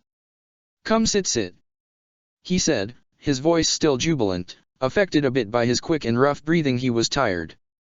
He took off his withered sandals made of aged leather that had probably lasted him a lifetime and settled by a sunken fireplace. It was cold. They did the same and sat down, save Hugo. He was much too fascinated by the birds that swooped down and landed on his hands and trilled of their stories to the man who was most understanding of their troubles. Strange lad. The old man smiled and rekindled the fireplace with a rudimentary katonjutsu. Just a few spittle-like flames went out from his dry-as-sand mouth, but, thankfully, they were enough to warm the coals again. Yeah, I don't want to know, Suijutsu said at last, feeling quite well after the unfortunate loss of control in the previous cave. He, mercifully, had his wits about him now. Silence. None of them spoke, gazes wandering like children in search of grander things. Beneath the light, pouring forth from a large hole in the cave's roof, stood two stone statues, their stone bosoms warmed by air's mercy. Sun was going lower now, casting an intense shadow that crept along the floor. It would be dusk soon. They had spent the whole day walking. Feeling the need to start the conversation, Itake spoke first. Are you a censor? You could not have known who I was without this skill. The old man smiled at the sight of Itake's sherinon that greeted him with a manufactured warmth he could not reject, nor resist, and his wind-beaten face grew jovial, his cheeks, tight. He said. Me pa taught it to me. So long ago that I don't remember much af it. Time's a war, ya see. Many lads and lasses came runnin' for refuge. We Hojiki had to protect 'em. It was hard livin' back in the day, lad. Hard livin'. Why Suijutsu exclaimed, almost jumping to his feet. Bewilderment was apparent as night on his face. His chakra is less potent than yours, but he is a Hojiki, Itake spoke, his tone a bit sweeter than usual, Sharingan's fires sleeping beneath the eyes winter now. Is that not true? The old man laughed, and his laughter had a deep rumbling sound that lingered in the cave, tinkling air and droplets alike. Takashi Hojiki, lad, he paused and took a quick sip from a leather water bottle that hung from his hip. Old age hit me hard couple of years back. Me back's ruined, but I ain't going down easy. Takashi took in a great breath, straightened his posture with his cane, and tried to look like a retired militia soldier, though Itaka would not be surprised if he was one in his youth. "What'll ya lads eat?" he asked and rubbed his right eye clean. "We caught good fish in the mornin'. A fat one. Haruko and Haruo are makin' a feast for ta night. I'll eat in the evenin', but ya lads look hungry. I'll take a. We will eat with you at dusk." Itaka cut across Suijutsu, ignoring his long-winded groan that seemed to go on without a promised end. "I would like to know more about the man you knew. The man from my clan." Takashi's grip tightened on the rough top of the wooden cane, and swollen veins in his hand swelled up more. At length he spoke, his voice steadier than before. "I was a wee lad back when the Uchiha came to the village. He was a young lad. Couldn't have been older than ya. A war was goin' on in his home village, and he said he was wanderin' the lands in self-exile. He settled down in a ooze by a stream not far from here. Then he grew sick one spring night. The cold AF this place got him. And when autumn came, he was gone just like that. We couldn't save him, lad. We tried, but we couldn't. His chakra rejected the water, air, and sickness took him. Shame he was just a lad." Then he was shaking his head, positively grief-stricken. Itaka parted his lips to ask Takashi of something, but he forestalled him. "We buried him by the ooze. He wanted us to carve the name of his brother on the gravestone. Even when he was dyin', he loved him. It broke me heart." He dragged in a rough breath, calming his lasting sense of sorrow, and began again with a faint smile coming to his lips this time. "Ya see, he had wonderful eyes, Mangekyo, eternal Mangekyo he called him. I never understood, but he said that they was memories of his brother. Special eyes. It was no use waiting for a cosmic anchor to fall and drag him down to the depths of worries. This was not what he was expecting when he took this journey, in an attempt to lead his wayward child away from truth. This was not how it was supposed to be, and he whispered before he could control his tongue. Such was his shock that even he lost the iron will command over his senses. "Uchiha Madara." Madara, that was the lad's name. Takashi yelled, and his voice became cheerful, all sadness gone from his face and tone. "After he passed away, we kept the lad's eyes safe in the pure water from the mountain. It's blessed, ya see. Kept in this shrine. He had many scrolls with him, too. Can't say I understood even one AFM. I couldn't even read they was just lines for me. He kept talking about Gatherin, lost light for the Faden, light AF, his eyes rise to a new light with his bloodline's power, something like that. Me never understood a word AF it. Ya see, he gave his eyes to me as a pardon, gift, but I wouldn't have none AF it. The lad was gone. The eyes was as good as nothing for me."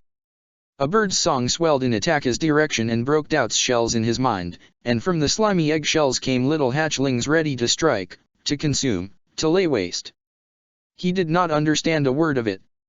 Fading light? Gathering light? Rising light? What manner of obscure language was this? In a sudden rush of memories, rising like restless specters from forgotten graves, he thought of all the years he had spent under his father's tutelage. He was never taught anything of the sort. Had Madara gone mad whilst being affected by the mind-consuming affliction? Had his father been less truthful to him? He had to know more, he had to.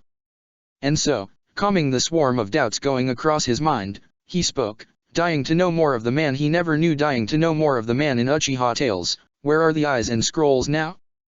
Perhaps I will be able to read them."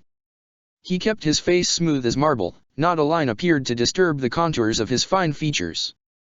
"Ah, lad," Takashi said and stopped for a moment to breathe in the fresh, invigorating air. "I gave all away. Me wanted to meet ya clan, but it was feared in war. We was afraid. And we don't let any Hojiki back in who leaves from air. Rules are rules. Gave them away? To whom?" Itaki asked and felt curiosity overpower his mind. He was like a child now. Curious and anxious and playful this was. Almost like an adventure, a new playtime. "Hojiki Sosuke," he said and scratched his chin, upon which few prickly hairs still grew, said he came from mist. "We don't trust Suijutsu's father." Itaki asked and cast a curious eye over Suijutsu's bone-white face. His hands were shaking, and the trickster's smile he always wore on his lips was not there. Aye. This lad be Sosuke's son? Takashi asked and emitted a bubble of laughter, afterwards. The mountain kami's blessed us today. How's ya pa, lad? He said that he'd spoken to an Uchiha, and then he took off. I haven't seen him in years. Takashi strained his neck as though he was trying to take a good look at Suijutsu, his eyes widening in anticipation. Suijutsu stopped and gulped down the stone in his throat. Me pa's dead. Takashi's smile disappeared slowly, and an expression of shock overtook his countenance. Kami. May sage have mercy on him. He was a good man. And he was shaking his head again whilst his face appeared sorrowful. Why did he come here? Did he ever say why? Itaki asked and pulled the weight of his gaze from over Suijutsu's senses. It was a warning. He was asked to stay quiet and observe. Poor Hojiki child, he did not know how cruel winter could be to lost children. He came here searching for us. His village folk wanted the water, but it loses its power when it's taken away from the mountain. Fools. Said he didn't trust and that evil Chang'elin, Yagura. He said and created the widest smile his elastic mouth could manage. The water was so powerful in the past. Hojikisui was the first clan who came here, and we was the first to join with the water. We're children af this mountain. The chakra ain't the same, lads. The mountain's gone to sleep. The kami sleeps. He might wake up someday, but we don't know for sure. Why, in the past, it could bring dead to life. Blessed we're blessed, lads. And then he let out another short bark of laughter that traveled from one end of the cave to the other, booming. I see that mist did not destroy your village out of fear that the sleeping kami might grow. Distant still, Itaki spoke, and his pink smile was sublime on his white face, bewitching. Aye, lad, Takashi sighed out and relaxed his posture. Evil business between villages. Evil business. Evil men. And his eyebrows went so far up that they vanished in the midst of deep lines in his brow. They wanted to control this power to battle the famous Uchiha chakra that comes from the lands. It never got anywhere. Content with just the water and water sprout. Poor men of mist, Itaki spoke, and his mouth's color deepened richly the threatening red spreading in winter's unmoving bosom. Ya a clever lad. What's ya name? Takashi asked and placed the crooked cane in his lap. Fuyahiko, Itaki spoke, and the word came out in a breathy sort of sound from his colored lips, and rose up. If it is not too much trouble, I would like to see Madara's grave. Ya can take the path up from another poor lad's also buried up there, Takashi said, got to his feet, leaned on the walking stick to keep his balance. I'll send food there for ya. Thank you for your generosity. I will see you at dusk, he spoke and left the shrine. Suijutsu, still reluctant to go after Itaki to the Uchiha ancestor's grave, got up, bowed, and left, too. He had little choice in the matter, but he was much too curious to stop now. When they left the shrine, Sun cast a soft gaze on this land. Autumn had failed to complete its reaping here. Slow waving boughs, laden with berries, flanked their path and cooled their breasts. They trod the stone pathway, broken up by rain and neglect. A blanket of leaves covered the pathway that must have been carved out with care in this land. It was linked to various patches of fruit-bearing tree plantations that, though growing wildly, still showed the discipline of human hands. At last, the pathway brought them to the heart of a luscious grove of trees, of which many fed ravenously on the stream's water and produced berries as rich as the shade of a harlot's lips. A well-maintained wooden house, constructed in traditional Uchiha architecture style, stood strong beneath the far-reaching branches of a large tree. Its shade was impenetrable, its limbs numerous that held upon the structure in a shadow grip. Oddly, he could not see a grave anywhere, but before he could make up his mind to mount a steep flight of stone stairs, cut into the stone made brittle by water, a boy came running from the forest, and his hands cradled a strange bag made of cotton, knotted at the top. With a small voice, he told them that he brought food, and that Takashi had gone to attend to a sickly woman that lived a few miles away from here. It would take him a while to return. He requested them to stay at this house for the night. After that, he arranged food for them on the low table inside the house and ran away. Itaka wanted to ask Takashi more questions, but it was no use staying here for the night, so he sat down and ate the fragrant food that was well made and enjoyed the time of respite this place provided. Suijitsu had not spoken a word, and Serizawa, as obedient as ever, never spoke out of turn.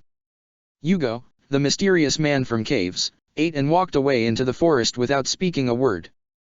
This place delighted him, Itaka could tell. All for the better. And when dusk's signs changed the sky and night sang with sirens' calls through the forest, its natural instruments to make music, he climbed the stairs and came upon a lonely mound of a lonely man in a lonely earth. There stood a tree over the bump in the earth, its shadow going across the gravestone ever so slowly. It read, "Izuna, we lived together and died alone, let us live, be born again together." Itaka's shadow fell on the grave, thick and black. It invaded the tree's territory. In his core spread a silence that cooled off his worries. He did not know what to say to this dead man, he never had any sentiments to spare for the dead. There was another grave at the foot of another tree. It, too, was another bump in the earth. He did not bother to read what was written on the gravestone, but Suijitsu's wailing informed him that he was a Hojiki. "Do you know this man?" He asked Suijitsu and glimpsed at Serizawa, who appeared to have been affected by sentimentality in this graveyard. No. Suijitsu coughed out and wiped his nose on his sleeve, a bit of mucus was left dangling from his right nostril. "All these tears for a man you do not know?" "I admire your spirit," Itaki remarked, his tone a little mischievous, a little detached. "He could be Milan, lost Hojiki brother, first cousin 50th removed. Yeah, never know. They bred like fucking rabbits in those days, mate." "Rabbits?" he said, alternating between hysterics and whimpering, his eyes a little crazed, a little red. "A lot of removals," Itaka spoke, and from his mouth came a visible warm breath. It was getting cold, and sun was going down, fast. He could no longer see half of it, hidden as it was behind the pointed peaks below the horizon.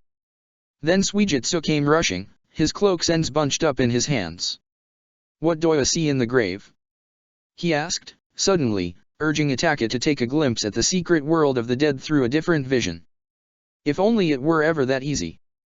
"Bones. And some missing bones," Itaka spoke, eyes burning in Sharingan's fires, and behind his back, he heard an audible sniffle from Serizawa, who was still weeping over the words of farewell from one brother to the other. "Your sense of humor's rotten, mate," Suijitsu remarked, and his face fell and he began weeping again with new vehemence. "Why do you not rest here? Take a long respite from the messy business of your father's demise. It is poetic, your vengeance that involves a wayward child you have got hold of." Itaka spoke and turned to face Suijitsu. Behind Itaka's back, black made the skin and mouth of Sky, and they trembled, writhed with surges of lust, bled red everywhere in frenzy. "Ya not talking me back, are ya?" Suijitsu smiled, and the dimple in his smile deepened and his smile spread wider. "Oh, Suijitsu," Itaka spoke, his voice infused with coming winter's emotion that chilled the Hojiki in his core. "You poor, lost boy from AIM. Your father's death. Tragic business, yet you drag along my child to play with you in a manner I do not want." Suijitsu did not speak, tongue stuck good in his jaw. He could not even see Itaka's face, only his eyes, and it had become a cliché now, an endless source of his shame. "Stay, live, enjoy," Itaka continued in a voice smoother than this land's songs. "Why do you burden these people with the thread of village business? Mainjitsu. A dead man can only write so many missives before his rotten hand grows weary. Let this dead man rest. Let this end. Let this go." And still Suijitsu did not speak as he looked at the lights flickering to life amidst the trees. It was as if blinking eyes had opened up, on a faceless face hiding in the night, to look at him and his shame and express glee with a laughing mouth mouthless. "Stay. In this village," Itaka paused and leaned his head down a bit as though to pour the wraith of Sharingan straight into Suijitsu's eyes, "for that is what you will do. You will not whisper of this to anyone. You will not come to Konoha, not if I do not summon you. Consider your little adventure in Konoha finished. Now, in this night. Lovely. It is so lovely here." Then Itaka took one step back and turned his face and body towards the red that came from the sky, as if at his calling, and when the color touched and penetrated deeply his lips and bosom, they, too, took on the shade and sang with an illusion of spring's songs, winter's tricks to lure in lost and mischievous children. Suijitsu made no movement to stop Itaki as he descended the stairs and disappeared from view in the far shadow of the grove, so he turned around, brushed dust off his cloak, sat down by the grave of the lonely Uchiha in the earth, sang his mother's song to him. His eyes were truthful this time. In the darkening shade beneath the trees, Itaka kept walking and spoke, "Send a letter to the councilman in the capital. Ask him to arrange a private meeting. I need to get this done before I return to Konoha." Serizawa, a little confused, did not share his concerns with his lord and asked, "With whom, Itaki-sama?" "The daimyo," Itaki spoke, and his voice sounded as clear as sinister songs to Serizawa's ears, yet he did not question his lord and kept following him in silence through the forest. Check the description for the links to the author.